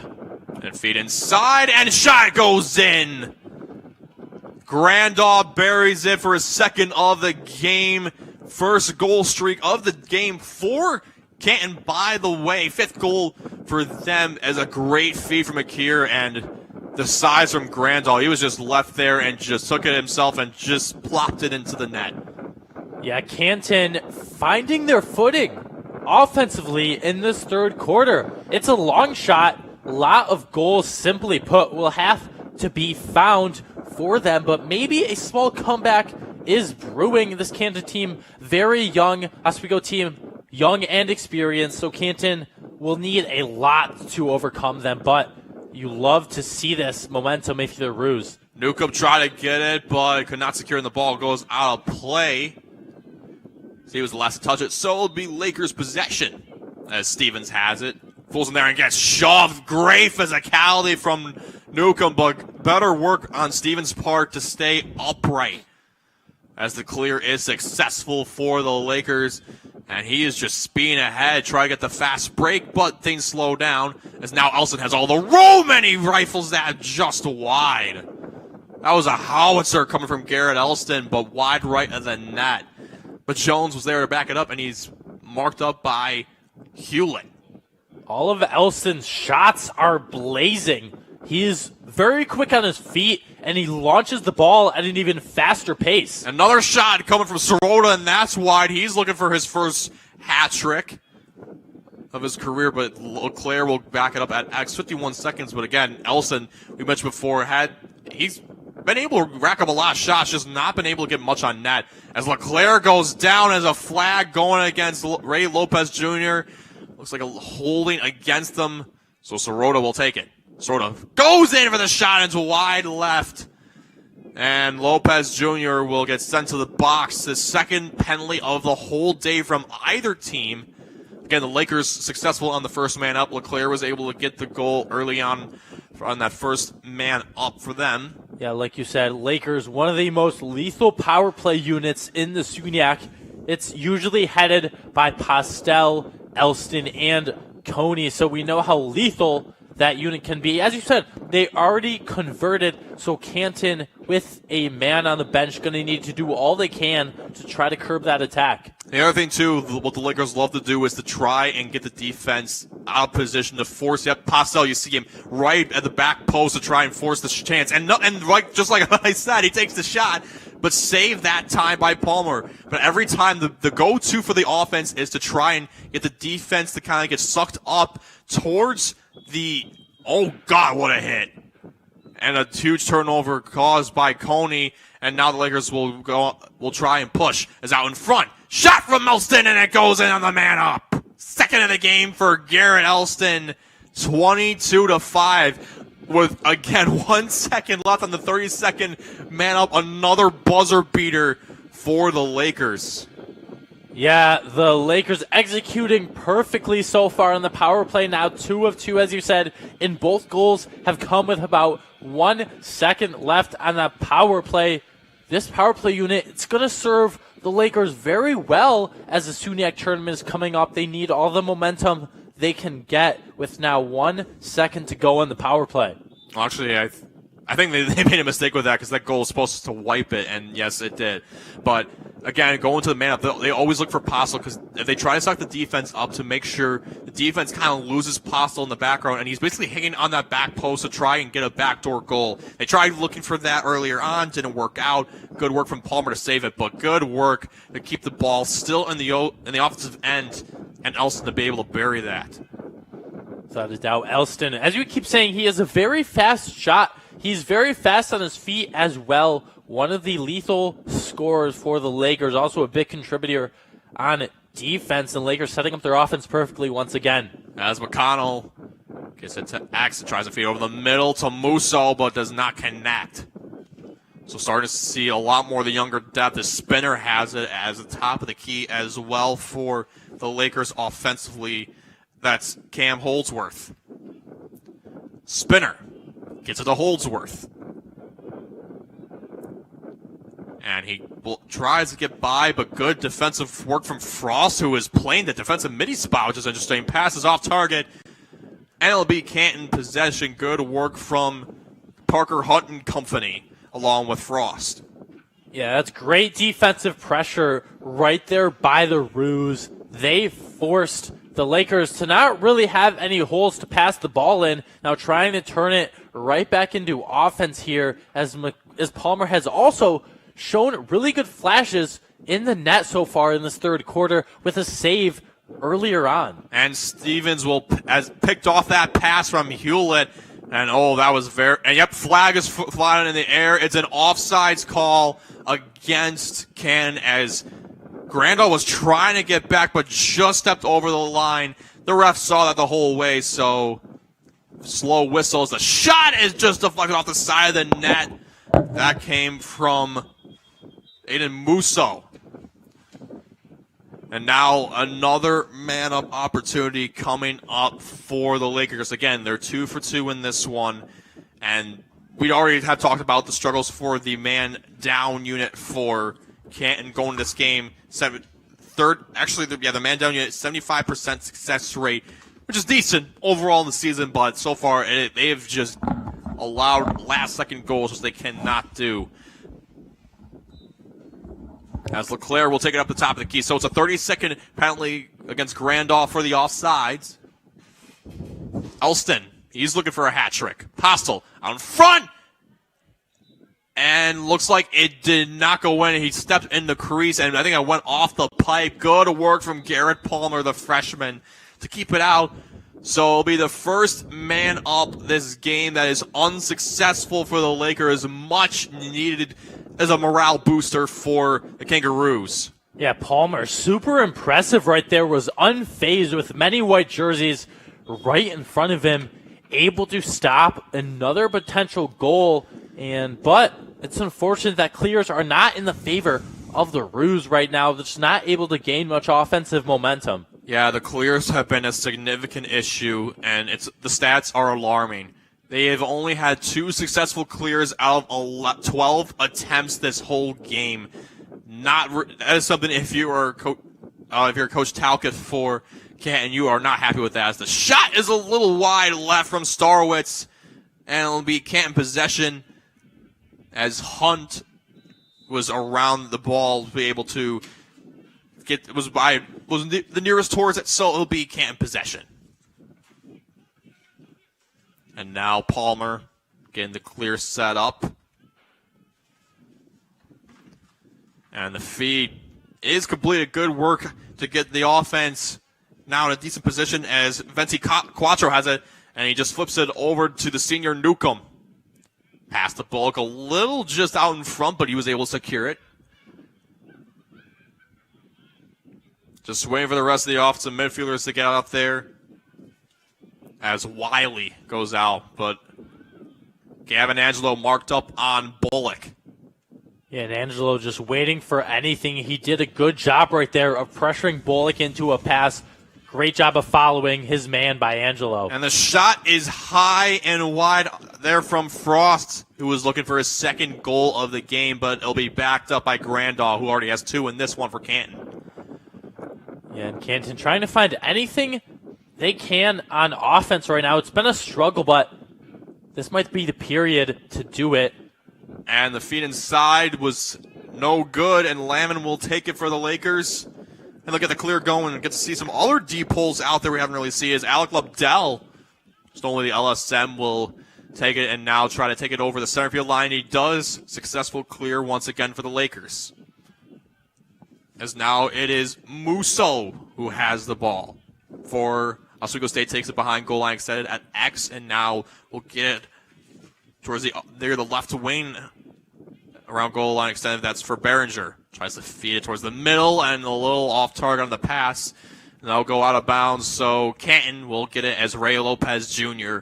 will get to start the clear for the Roos. Yeah, I want to say, Braden, seems like an uncharacteristically shaky offensive third period so far for the Lakers. I know they have 2 goals, but since that last goal, they have been making a few miscues that can just not happen if you don't want to allow this comeback from Canton. Man, it'll be a very difficult comeback for Canton. I mean, they have had some good offensive chances. This Bullock takes the shot, and he just is able to get it. Uses athleticism, just gets by Devine, and sidearm rifles at top right corner. Excellent work from Liam Bullock. Slide does not get there. 22-6, still in favor of Oswego. His first goal of the game for Bullock. Yeah, you said it might be a hard comeback, but they are inching closer right now with every offensive possession. Maybe Lakers, I think, have gotten a little complacent on defense. They were fast on their feet in the first 2 periods, on their assignments at all times, but I've seen sort of a shakeup on defense for the Lakers in this third period. Again, it's not too alarming since you're up 22-6, but still, you're going to need to be on all 10 toes if you don't want this Roo team to gain some momentum. And a high pass just caught by Bullock. Excellent work. That's an Odell. Actually, that was not Bullock. That was Frost having to Odell that pass pretty much. 4:15 left to go in this third quarter play, as now it's Bullock looking for his second goal of the game. Drives by Kletcha on the split dodge. Fakes spin dodge, goes in, shot, and it's wide right of the net. Actually taking a look at the stats for Albino, still looking for his first save of this game. And this is a crazy stat also. Between the 3 goalies, only one of them has one singular save, and that's Seamus Hand, as a shot is thrown wide right as Frost was shoved to the ground, and he was definitely a little bit in pain from there, as good work from Stevens just to stay on his hips. He's looking for a penalty, but they're not going to give it to him. A good threatening defense right there by the Lakers, forcing the Roos to misfire the ball, and they are holding the attack to just 14 shots throughout this entire game. 3 minutes to go in the third period. Again, would take a miraculous comeback effort, so the Lakers are doing all they can to stop that. And frustration from Frost, throws his stick at the bench. It looks like try to make his case against the ref. And nice save from the freshman Albino on the shot from Grandahl, who was looking for the hat trick. As he went high to low to the 5-hole. Good work. First career save for the freshman goalie, Anthony Albino. Yeah, Albino, great display there. And now Lakers going to look to turn that straight into offense. Chance out front, and there's the Barry from Behringer. 4th goal of the season for the freshman, and the Lakers kind of break the stall on offense. going up 23-6. Yeah, it's senior day, but the new faces are showing out. Behringer, as you mentioned, a freshman, 4 goals on the season, highlights a big freshman class that has a very bright future, as many of them have made their impact. So far this game, Lakers have matched their largest amount of goals in history scored over the Roos right now with 23. Face-off won again by Canton. It has just been utter domination for the Lakers so far. This is actually also the most goals they have scored in a game all season long with 23. Grandal takes it, and he gets the hat trick, but also a late shove there, so the goal will count. I think it was a little cross-check in the back, but Grandal still gets the goal. Good feed inside. That was quick. Was certainly quick. Good engine starter for the Roos heading into the fourth quarter. As you said, hat trick for Grandal about 5 seconds after that goal from Behringer. So even down as large as they are, Canton not letting up, which is a good sign heading into the tail end of the season. Absolutely. It's the most number of goals that Canton has scored so far in a quarter, so far as taking the draw for the Lakers. This time, again, it's Kyler Butcher who now is back in there again. The ball's still loose. Musso tries to get the round ball, and he does. Musso being marked up by Tyler Scott, and he'll get it to X, to Behringer. Behringer feeds it up the top of the key to Gavin Angelo and waits for the rest of the offensive middies to get out there. So now also out there is Sam Coleman. Now it's just going to be a game of time for the Lakers. They are up this much. They're not rushing anything, just waiting to see what can develop in that offensive end. Coleman, top of the key, marked up by Lopez Jr. Now gives it to Spinner. Take it down the lane, Spinner on the shot, and nice low save from Palmer. Trying to go 5-0 on him, and now gets the feed to Lopez Jr. and a shove to the back from Coleman. 2 flags fly. That was coming. And he'll be sent over into the penalty box. So first penalty against the Lakers. A little too aggressive on the part of Sam Coleman. So now the man-up unit comes out for Canton. And we haven't really talked about this man-up unit yet, but it has been a tough... the man-up has been a huge struggle for Canton so far this year.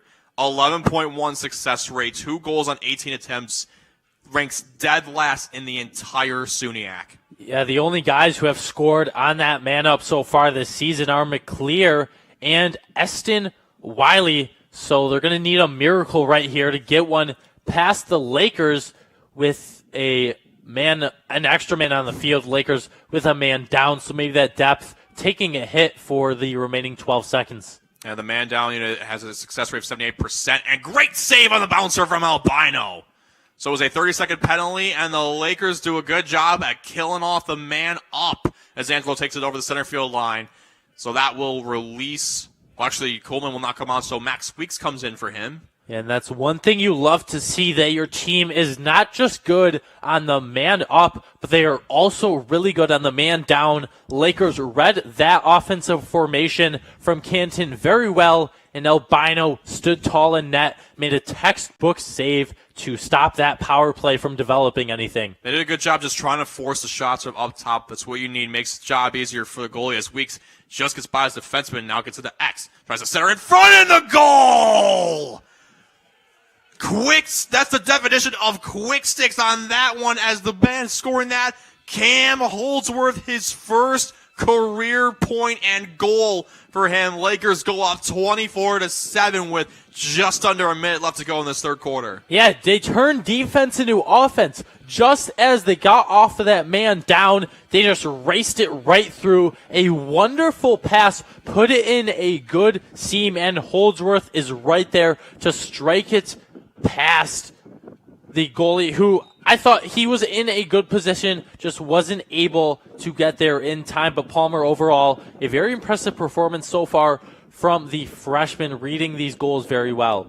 Yeah, Holdsworth just got the feed, and just as he was falling, buried it. That was excellent footwork just to not be in the crease. But going back to, I know we were talking about earlier with the man up and man down unit of Oswego. It's funny because I know I said the man up unit for Canton's dead last. Oswego's man up is insanely good this year. They're first in the entire conference with over a 52.3 success rate and another goal for the Lakers again. Ethan McConnell with his 6th of the season driving down the lane, and they are just nonstop with the domination. They're just continuously throwing punches at Canton, and the ref is not going in to stop the white flag. That's basically something you would see out of the UFC with Herb Dean. He just lets them go at it. Yeah, and I know I said this period has been sort of slow for the Lakers, but they just get right back on their game. A few consecutive goals, so they were able to knock another one through right there, have not let their foot off the gas pedal. They are executing so well on all ends, not letting Canton get many chances. So odds are we're not seeing Dorian LeClaire out there. It'll probably be it for his day, which is smart. You don't want to see him get injured. A lot of games still left. 5 seconds to go. McClear, double team, tries to get the shot off, and that goes off the pipe. And that will do it for the third quarter of play. 25-7 in favor of Oswego State. And you can tell the Kangaroos players, especially Granada, they're just furious. And my God, I mean, even though the offense kind of toned things down a little bit in this quarter, I mean, the Lakers just still pushing for offense no matter what. And it's been impressive seeing that from some of the younger guys on this team. Yeah, it certainly has. Spreading the wealth has been the name of the entire afternoon. Trey Jones, 2 goals. McConnell, 2 goals. Alston, 2 goals. Postel, 1. Rogers with 3. Might I mention, there are 3 different players who have already hit a hat trick this game. LeClaire leading the way with 6. Coney with 4. And as I just mentioned, Rogers with 3. So this is amazing for the Lakers heading into the postseason. And Braden, we are seeing a new face in goal that has made some impressive saves, not just on the Canton side, but also on the Lakers side. Yeah, Anthony Albino, 2 saves already. He's allowed 4 goals, so his save percentage is at 33.3%. Not fantastic, obviously, but I mean, again, it's smart that head coach Andrew Daly is trying to get some of these freshman goalies. And again, after this year, most likely Seamus Han and Novak aren't going to be here anymore. They're gone, and you already saw the ceremony. They're going to be gone. So you got to think towards the future. You got 2 freshman goalies pretty much on this roster, and Anthony Albino, and then the freshman Pat McManus. Who is going to step up and lead the way for this goalie room? And already you've seen some flashes from Albino. Could see, if you're Daily, obviously you probably could watch a little bit more from him, but so far not a bad job. And actually, funny enough, Pat McManus is now coming in for the Lakers. So a little bit of a freshman goalie battle between the two. Yeah, 4 goalies through 4 periods. This is a very depth-oriented team. We keep saying that. The future is bright, though. Whichever goalie Daly picks to lead the way for the next few seasons, whether it be McManus, whether it be Albino, Laker faithful will rally around that chosen goalie. But on Canton side, I know we keep saying it, but all things considered, Palmer's playing really well. Is a freshman, but from what I've seen, plays like a seasoned veteran. He reads the offense very well and knows what Oswego wants to do. And despite letting up 11 goals, has made some very impressive saves. 8 saves on the game. And Gage Hull wins the draw as we're here for the start of the final quarter of the game. Again, just to remind you, Anthony Albino and now Pat McManus both making their first career appearances in their collegiate lacrosse careers. As now it's McConnell who will get it to Max Weeks again. McConnell was looking for a hat trick. He scored the last goal of the third quarter. Weeks goes on the speed dodge, couldn't find anything. He'll just feed it over to Musso. Top of the key, up to McConnell. McConnell marked up by Forgo, and we'll just leave it off instead for Coleman. Coleman defensively is marked up by our hand. Shot is just wide, but it'll be... Actually, I think it was deflected. It might have been right off the goalie if I couldn't see there, but it's going to be a reset the shot clock. It'll be still Lakers ball. Shot is wide, and Musso takes a hit. Nice physicality from the captain Holden Hewlett. Had 2 straight chances and 2 misfires from the Lakers. Good defense to start out this final quarter of play from the Canton Kangaroos, trying to gain some momentum within these last 13 minutes and 51 seconds. Coleman will take it, as it was designated as a shot, so it wasn't a feed. So Coleman goes behind X, loses Hewlett. Good slide and a shot. Looks like that just got a piece of it. That was from goaltender Palmer. And looks like the pass was just basically just thrown up in the air, but it is secured successfully by McConnell. A lot of time still to work with on the shot clock. 44 seconds to go. Weeks driving down the lane. Fires the shot and rips off the post. Now it'll still be Lakers' ball, so reset again of the shot clock. More time to work with for the Lakers as McConnell takes to the top of the key, marked up by Hourhand. And he's going to take him really high all the way near the faceoff circle. Yeah, long possession for the Lakers right here, trying to elude the defense. And the shot from Coleman is wide right of the net, but backed up thanks to the helps of Ryan Behringer. And Canton can just not get ball control on offense. Lakers 4 straight chances within the last about minute. And a spin around shot, and what a last-ditch effort save from Palmer. Just trickled by him. He just dove on it when he realized it got past him. Almost crossed the goal line. Excellent work from this freshman goalie. Yeah, the kid has a bright future. Great alertness right there to know the ball was still behind him, able to scoop it up and not allow another goal from the Lakers. He also just looks more alive in that. I mean, looking at Hayden Todd when he was playing, he kind of just looked just out of it. As the bounce shot, and that's saved by McManus. That's his first career save on the bouncer from McKeer, who was looking for another goal to his name, I think, for a hat trick for McKeer. Yeah, like you said, makes his first save in very impressive fashion. Those bounce balls are hard to stop because you don't know which way they'll go. They could easily go to the side of you, above you, below you, and hit the back of the net. But McManus right there able to stop it. A very bright future for him, too. It's tough because it just depends also on the kind of turf you're on or the kind of field and just the texture of the field. The way it is could really affect how the ball bounces off of those shots, which makes it super difficult to make those saves. But excellent quick adjustment from McManus to make the save as the Lakers offense gets set up with McConnell on the left wing. Goes to the spin dodge. Excellent work. Gets to the top of the key. Trying to drive in. That's Holdsworth. He already has his first career goal in this one. Spin dodge from Behringer. And just a little far out front for Weeks. But good work to keep the ball still in play defensively. That was from Lobdell.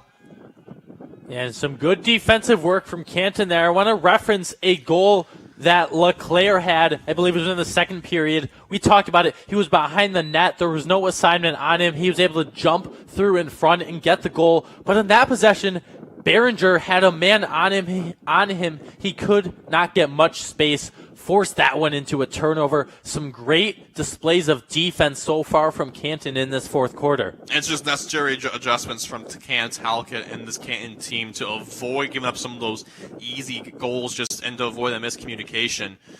Now McKeer has it at the top of the key. Trying to drive his way through the right wing. Fires the low shot, and that's wide left. McKeer marked up defensively by... Looks like that was Austin Grant who's in at LSM. And Grant just knocks the ball out of the air, trying to pick it off. Good work on him defensively. It'll be last touch by him, so McKeer will get it, but still, good read from Grant just to bait the pass towards McKeer and deflect it. And Canton now, after Oswego, they're still playing really aggressive defense, even up by so much, which I've been really impressed with. Shot from McKeer, and that's saved by McManus. Just hugged the post and took it in. And, great steal from Grandal, looking for his fourth of the season. Of the game. Shot, and he rips it in.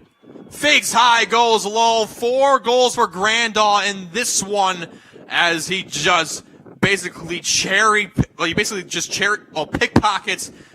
Lobdell on that one for the cost turnover and takes it himself one-on-one the goalie. Excellent work from Grandahl. The senior with some Le'Veon Bell type patience did not rush that possession, put on some good footwork, and then just eluded McManus, went right through his legs for Canton's 8th goal of the game and his 4th of the game. Yeah, you also got to give credit to him when it came to even creating the turnover. Lobdell did not see that coming. He just pickpocketed him, and face-off won by the Lakers, but looks like it's going to be a loose ball push going against. So there's claiming it's against. Yes, they're saying it's against the Lakers, so it is going to be Canton ball. They're just, I guess, trying to figure out who's going to take the ball. It's just. Looks like it might be Canton who has possession now. A few players subbing in, some going out, so. Actually, no, I think they're giving possession to the Lakers instead. Yeah. So I guess loose ball push against Canton. Russ kind of made it a little confusing there, but it'll be Lakers ball as Spinner will take it with under 10 minutes to go. Actually, was specifically 9:29 left to go in this game. Musso takes it behind X as Scott is with them. Now Spinner, top of the key. Switches over to his left hand. Good defensive work from Frog to stay on his hips. Not an over pursuit, and now there's Coleman. Coleman trying to drive his way through the lane. Good slide coming in from Hunt to avoid him from cutting to the hole. McConnell gets through. Shot and nice save again from Palmer. Read that the whole way, but that'll reset the shot clock as the ball goes out of bounds, so Lakers will get an extended possession here. Yeah, like I've said, Palmer has just excelled at reading the offense this game. McConnell with some good footwork, good quickness to get past his defender, but then just stopped right there by Palmer, who has been impressive in net this entire game. Yeah, sitting right now with a 50 save percentage, 11 saves, 11 goals allowed. He has been really solid overall for a backup. I mean, going into this game, he had 15 saves, 13 goals allowed, 53.6 save percentage, which is pretty solid overall, only allowing 8.8 goals per game on average. So he has been a very solid backup, and again, I think he has definitely got a good future for himself with so far a lot of the consistency from him in this game. Obviously, just got to fine-tune some things. So McConnell goes to the shot, and a bouncer, I think, just maybe a piece of it got off of Palmer. Good move by him, but I think it could have just gone completely wide. It was a good opportunity for the hat trick for McConnell. Regardless, Oswego State will still get it back, and now Logan Ward is out there. The first time the sophomore has seen the field. The late shot just fired wide from Lynn. Yeah, he still had a little time left to go on the clock. I'm kind of surprised he shot that, even though there was only just 4 seconds. But regardless, Canton will take over as Hewlett will take the balls. They'll try and get the clear going. Yeah, we talked about in the pregame, Lakers are going to need to hone in on efficiency, quality over quantity. Those last 3 shots, or last 2, I should say, have went a bit wide. So I think they just need to slow down possessions if they want to put a couple more on the board, even with a comfortable lead right now.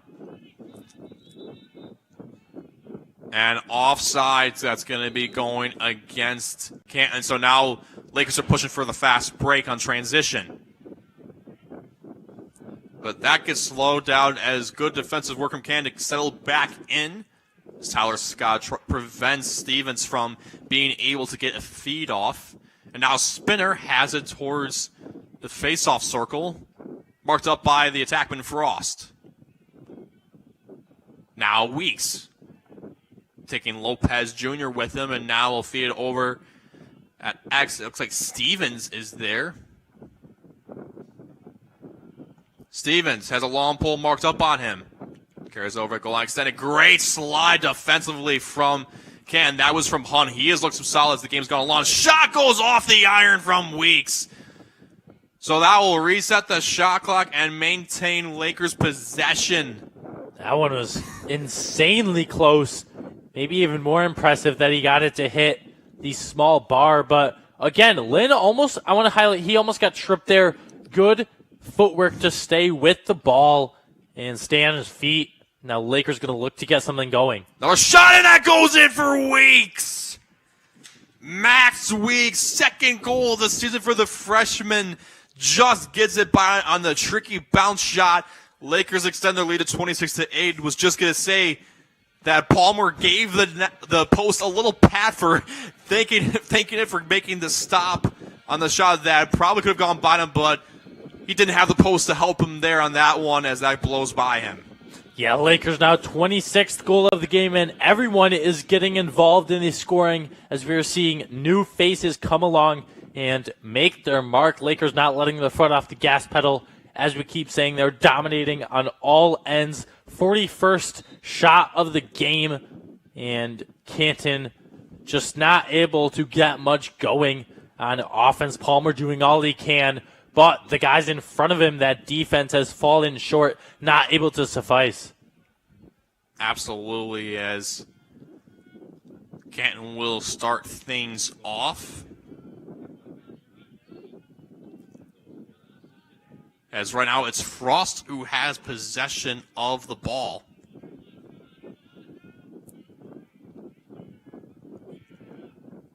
Just going in as the feed towards the middle to Wiley is a little off target, and now there's a battle right in front of the crease for it for the ground ball.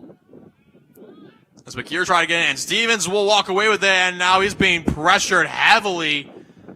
And the pass is off target, so there'll be a turnover against the Lakers. Very congested possession right there. We saw 2 or 3 Lakers almost get tripped up by their own guys. Now Canton going to try to draw something up in these final about 5.5 minutes. And now it's McKeer trying to look for the hat trick, tries to center it top for Grandon. He gets his 5th of the seat of the game. Slide comes in late, just throws it over top of McManus. 5 goals for Grandaw in this one. Grandaw has been incredibly impressive this game. There were more Lakers in that crease than there were Roos. All by himself in front of the net was Grandaw, able to just slip it right past McManus. His 5th goal of the game. Nearing 6, nearing a double hat trick, which is what LeClaire has accumulated on the Oswego side. Mind you, also another huge historical record coming for the Lakers as well. This is the most amount of goals. Looks like McKeer's the shot, and that goes off the pipe. Had to stop there for a second because that looked like that was a dangerous chance for McKeer.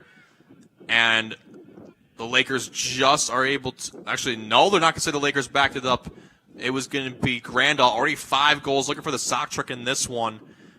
But it was just going to say for today, for the Lakers, this is the most amount of goals in team history they've ever had against Canton. It's a shot and nice save from McManus, just popped out to make that one against Frost. And the Lakers will take over as they try to get the offense going as Angelo tries to feed over the middle, pass knocked down. And this pass is just rushed, and it will go out of bounds. So turnover against the Lakers now going the other way. But back to what I was saying, most goals in team history against Canton today with 26. Last time they've ever had, well, actually they had the original record was when they beat Canton all the way back on April 27, 2013, senior day for the Lakers. They won 23-2. Actually, no. And now it'll be the Lakers getting the ball off the cross. Turnover, excellent work from Stevens to be able to secure it with under 5 minutes to go. But this is the 3rd time also the Lakers have dropped 20 goals plus on Canton in their career. The last time they did it, obviously, was not only just back on 2013 where they won 23-2, they also did April 16, 2014 for senior day, again for Oswego, winning 21-6 in that contest. Yeah, so something is in the air. Something is special about the Oswego State senior classes when they face Canton as they, again, try to gain some momentum on offense. 3:55 to go. And look at oh my goodness, look at the weaving from Logan Ward, but the shot goes wide. He was looking for his first goal and point of the season, nothing doing. But the other thing to look out to as well for this game, Canton has 9 goals, which ties the most amount of goals they've ever scored in a game against Oswego. As obviously that goes back to last year. It's a shot, hits the outside of the net from Musso, and Palmer will get it for the clear. As the pass is intercepted by Stevens. 2 caused turnovers by him. Fakes the pass run and move his way thin, but good steal from Hewlett. Now the ball is loose. Holdsworth tries to get it. Holden Hewlett tries to scoop through. Nothing doing on that ground ball. And he takes him down. And a little bit of pain was Holdsworth. They're not going to say loose ball push, and they're just going to reset as Lopez Jr. is going to... So by the looks of it, they're saying, yes, and it's going to still be the clear going for Canton, so Lopez Jr. will take it. Feeds it off to Palmer as they try to get the clear going. And again, looking back at the clear stats, they have gone slightly better for Canton, but right now they are 9 of 22 in this game, which is still not that great. Yeah, I mean, that's just a little miscues on each possession on those clears that they just kind of rush them, and Oswego State is able to intercept those balls and start a new possession. That has contributed to the onslaught that they have put on this game. And the shot, what a save from McManus. That was wide of the net, but excellent work from the freshman goalie in net. McManus being able to take that, as now Zarcone's going for the shot, and that goes off the dome of Palmer. Yeah, the defender, the traditional strong defender Zarcone, trying to make his impact on offense after a beautiful save from McManus. And bodies flying everywhere in the last few seconds there. 2:19 left to go, and I think the ball did go out of play. Last touch by the Lakers, so it's going to be Canton possession. Another stat to look out for, though, is the turnovers. Canton pretty much doubles Oswego in turnovers, 22-12. Yeah, those little miscues have really hurt Canton in the long run. Without a lot of them, I think they could be in double digits right now, but still trying to get something going right now on offense, down by 17, just above a minute and a half to go. McKeer has been held to 2 goals, looking for his third, and what a save from McManus! Had to go down low to make that one. Excellent work from the freshman Pat McManus. McManus, arguably the strongest out of the 4 Oswego State goalies today. All of his 4 saves have been super impressive on the day, gymnastic-like tendencies, and it's a bright future for the Oswego State goalie corps. He's winning that goalie battle so far for the freshmen. Again, O'Bine only had 2 saves, allowed 4 goals. McManus, 5 saves now, 2 goals allowed for a 71.4 save percentage. So, pretty much so far, advantage goes to McManus. As now Musso has it behind goal line extended, and now we'll get a spinner. 1 minute left to go in this senior day game for the Lakers. What has been absolutely just complete domination from them overall against Canton. As Stevens switches back to his right, tries to go down the lane. The shot, and that's saved again by Palmer. Already racking up his 14th save. Has a save percentage well over 50%. Having quietly a very solid day for the Roos. 30 seconds to go as they try to get the clear off, and a slow struggle in the pass. Good defensive work from Kletcha to just knock away the pass that was heading towards Bullock. And now the Lakers will go the other way with it as Weeks has it. 15 seconds to go. Weeks gets the feed in front, shot from Musso, and that is saved again by Palmer. And Lakers get it back. Another chance, shot is wide left from Stevens. And it'll be backed up by Palmer with 4.8 seconds remaining in this game. It's a party in the crease in these final 10 seconds. Palmer able to fend off 2 consecutive chances from the Lakers as time now winds down. Braden, dominance from Oswego. Much needed win to break the 2-game losing skid in the conference. 26-9 win for the Lakers. just unreal. I mean, first you got to give credit to a lot of the guys who have really contributed with the points. Obviously, Doran LeClaire, 7 points. Socktrick, so 6 goals and an assist. Coney with 4 goals and assists for 5 points. Elston, 4 points with 2 goals, 2 assists. So many guys had multi-point games in this one. It's going to be hard to list them off, but also guys have contributed as well, even though they haven't faced many shots. The goalies have honestly been pretty solid in this one. Yeah, I mean, all goalies have been very solid for each team. Lakers rolling through 4 different goalies. McManus 5 saves, Albino 2, Novak not 1 to his name, but did play impressive in hand. Started out that first quarter with 1. But then on the offensive end, we saw it all game. You guys at home saw it all game. The fans saw it all game. Utter dominance from Oswego. 3 different players with hat tricks. Again, LeClaire didn't see much action, if any, in that fourth quarter, but still made his mark with 6 goals. Then you have depth pieces, Holdsworth, Behringer, Weeks, 1 goal each, along with Postel, also 1 goal. So it's a very bright future for this Oswego team, who has dominated all games, led in assists, led in 72 shots they put on net, about 40 more than Canton. So Lakers, a very bright outlook, Braden, heading in to the final stretch of the season. Yeah, a much-needed win. They improved to 8-3 on the season, 2-2 in the conference. And then as for Canton, they dropped to 2-6, 0-4 in the conference. Their next game is going to be against Plattsburgh, who has been really a team I don't think a lot of people expected to be all that great this season, but they have been very sneaky and have been good so far, as they're playing. They'll be playing pretty soon against Morrisville, but looking at the other games as well, Potsdam most likely going to close out a win against New Paltz, up 15-9 with 1:57 in the fourth quarter.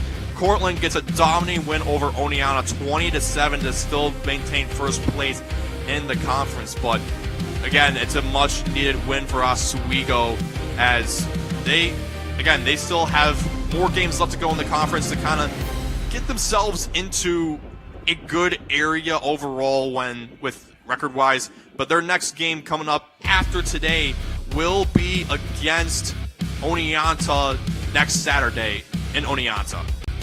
Yeah, and games around the SUNY, as you mentioned, not just this Laker win, 26-9. Potsdam up 14-8 over New Paltz. 4:52 to go. So 4 different games around the SUNY, and Plattsburgh and Morrisville, as you said, just starting. Again, you said Plattsburgh, that Canton is facing next. They are the ones who defeated Oswego 12-10 2 games ago. That one was even the entire game, went into overtime, and which Plattsburgh controlled that tempo in overtime.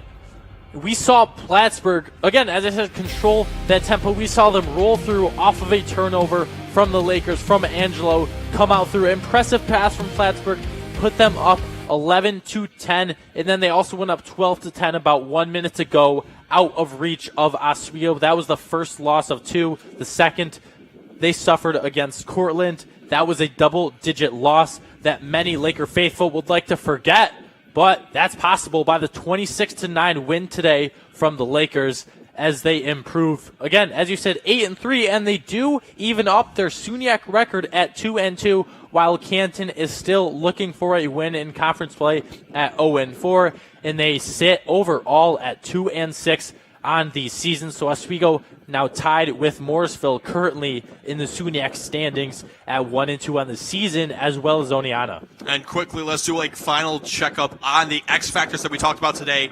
Garrett Ellison finished with 4 points, 2 goals, and 2 assists on 5 shots. So overall, not too bad, even though 3 shots on goal. Still a pretty good performance for him. And then looking at the Canton side, we talked about McClear was held out without a hat trick, but still a good game for him. 4 points as well, but had 9 shots, 5 on goals. Wasn't really able to take advantage on the multiple opportunities he had compared to Elston. Yeah, Grandal was really the star of the show for Canton. Super efficient. 5 goals out of 6 shots on goal. So you can't get much better than that for Canton, as speaking individually. And again, on defense, they played very well. So just again, looking to improve game by game with a first-year coach and a very young team. Well, that's going to do it from here from Laker Turf Stadium. I'm your play-by-play commentator, Brady Pierce, alongside with my color commentator and good friend, Logan Weingartner. Oswego gets the 26-9 win over Canton here at Laker Turf Stadium. Thank you for tuning in here at WTOP 10. We'll see you next time.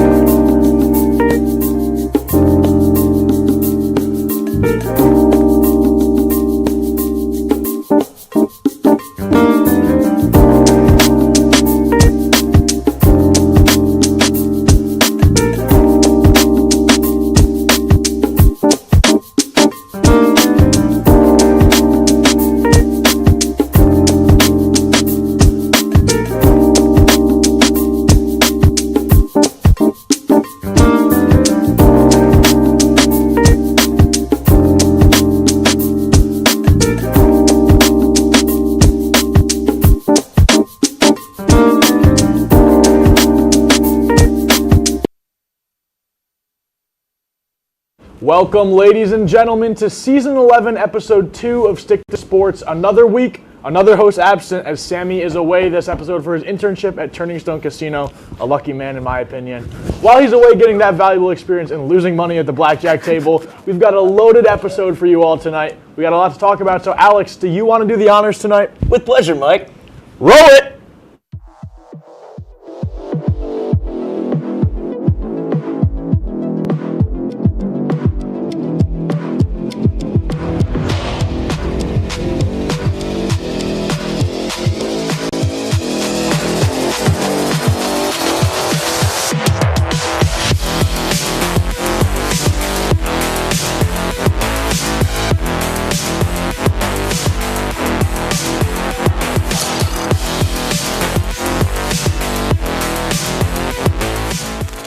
All right, boys, we're going to start off on the ice and take a trip to Milano Cortina as we were treated to an all-time classic between the United States and Canada in the men's ice hockey gold medal game. Alex, How exactly did Team USA manage to win their first gold medal since the Miracle on Ice all those years ago? Well, Mike, despite Jack Hughes delivering the final goal in OT and one of the most iconic pictures in all of sports history, I think the U.S. really benefited from the absence of Sidney Crosby. Obviously, you got to go out and play despite who's on the ice no matter what. But Crosby's experience not being on that ice showed immensely, especially early on. The U.S. were able to win this game. Because of getting out early and scoring that first goal, really setting the tone. They even were able to survive a 5-on-3 power play for 93 seconds. Connor Hellebuck, who delivered the best American performance in the Olympics since 1980, he was averaging 5.4 goals per, or Canada was averaging 5.4 goals per game heading into the finals, and Hellebuck has struggled in the NHL on the road, especially in the playoff atmosphere, but not in Milan. He finished with a 95% save percentage, and even though Connor McDavid had the MVP and Jack Hughes was, lifted up in the sky for scoring the final net, I mean, Hellebuck was the MVP in this game, in my opinion. Yeah, I mean, Connor Hellebuck, the Secretary of Defense, he was awarded the Presidential Medal of Freedom, and rightly so for that. I mean, he stopped 41 of Canada's 42 shots, but that doesn't tell the entire story. After the first period, Team USA was only down by one shot, being outshot 8-7. However, in the final two periods, Canada outshot them 33-18. So Hellebuck stood on his head, and no bigger save came from that stick save on Devon Taves' golden opportunity right in front of the net. When Connor Hellebuck gets a statue built for him outside of the Team USA hockey headquarters, that is the save that should be commemorated forever. They do not win this game without the performance of Connor Hellebuck. And I mean, just a guy who for his entire career could not show up in the playoffs, could not show up when it mattered most. He's got Vezinas, he's got Hart trophies, that's best goaltender, MVP, very rare for a goaltender to win both. He did that last year, and in the NHL playoffs that year choked. And now to come back in the biggest game ever, the biggest atmosphere ever, the gold medal game, to show up the way he did, I'm sorry, that man is a hero. Absolutely. Really inspiring stuff when you really think about it. But staying on the ice, coming back to the States, the Los Angeles Kings have fired their head coach, Jim Hiller, after just 2 seasons as head coach. The Kings have named associate head coach DJ Smith as their interim coach. Smith spent the last 4 seasons as the head coach of the Ottawa Senators, going 131 wins, 154 losses, and 32 draws in his tenure. 46% win percentage. So, Connor, please tell me what's going wrong in LA right now? Yeah, honestly, Alex, the Kings are on a bit of a skid here. It's starting all in the month of February. They had a 5-game losing streak, and they were actually outscored 14-5 in their first 2 games back from the Olympic break. And a little bit of a weird outscoring there because they just traded for the Rangers star winger Artemi Panarin, who they got for basically a bag of pucks. Scraps. They didn't give up anything for him. This guy comes in, he's a known goal scorer, known star player, and they just couldn't do anything. It truly amazes me. As we speak right now, the Kings are in 6th place in the Pacific. They're 5 points back of a wild card. They need to jump 2 teams, that being the Sharks and the Kraken. And all of this is coming as your longtime captain, Anze Kopitar. He announced his retirement in the beginning of the year. Yeah. So you want to get to the playoffs for this guy. You want to get him one more. And a little unfortunate stat, guys. The Kings have made the playoffs each of the last 4 seasons. They have lost to the Edmonton Oilers in the first round every single time. They cannot escape Connor McDavid. And a little bit of an even more unfortunate stat, LA has not advanced past the first round of the Stanley Cup playoffs since their last Cup win in 2014 against my New York Rangers. Yeah, Connor, and it just feels like there's a lack of production in these last 10 games. They're 3-7, and they really just can't get anything going offensively. The defense collapsing all over the ice. So there's a lot to figure out. Yeah. While staying out west, fellas, we're going to move from contenders to pretenders, as with the NHL deadline officially being tomorrow at 3 p.m., the St. Louis Blues are rumored to be trading their franchise goalie and 2019 Stanley Cup champion, Jordan Binnington. Connor, we just saw Binnington play at an elite level in the Olympics, so why exactly is St. Louis willing to let him walk out the door? Yeah, well, I think it speaks to St. Louis's dysfunction, Mike. I mean, so far this season playing for St. Louis, Binnington put up some ugly stats before the break. He had a 3.65 goals against average, only an 86 save percentage, 8-18 with 6 overtime losses during his starts. However, for the Olympics, he was able to re-find his 2019 Stanley Cup goaltending winning form again.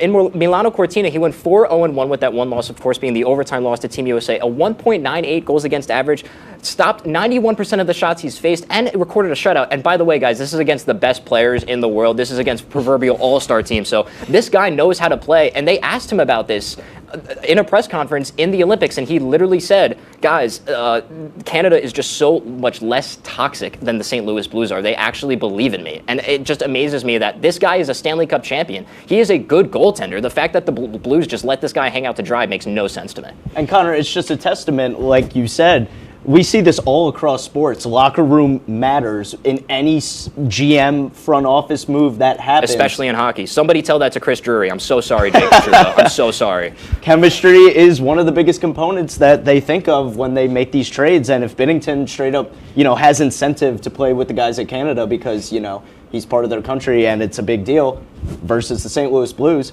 he's going to request a trade and there's nothing he can do about it. So. Certainly going to be very interesting to see if he gets moved before tomorrow's 3 p.m. deadline. But, boys, the last 3 days, the NFL offseason has officially started to ramp up, okay? Players are getting tagged, and we're starting to get a real feel for what directions teams are going to be headed in for the 2026 season. And these moves could not be more relevant to our show, as the Cowboys wide receiver George Pickens and Jets running back Breece Hall were franchise tagged by their respective teams. And I want to hear your guys' thoughts on these moves. So, Mike, let's start with you. What did you think about the Pickens officially getting the tag?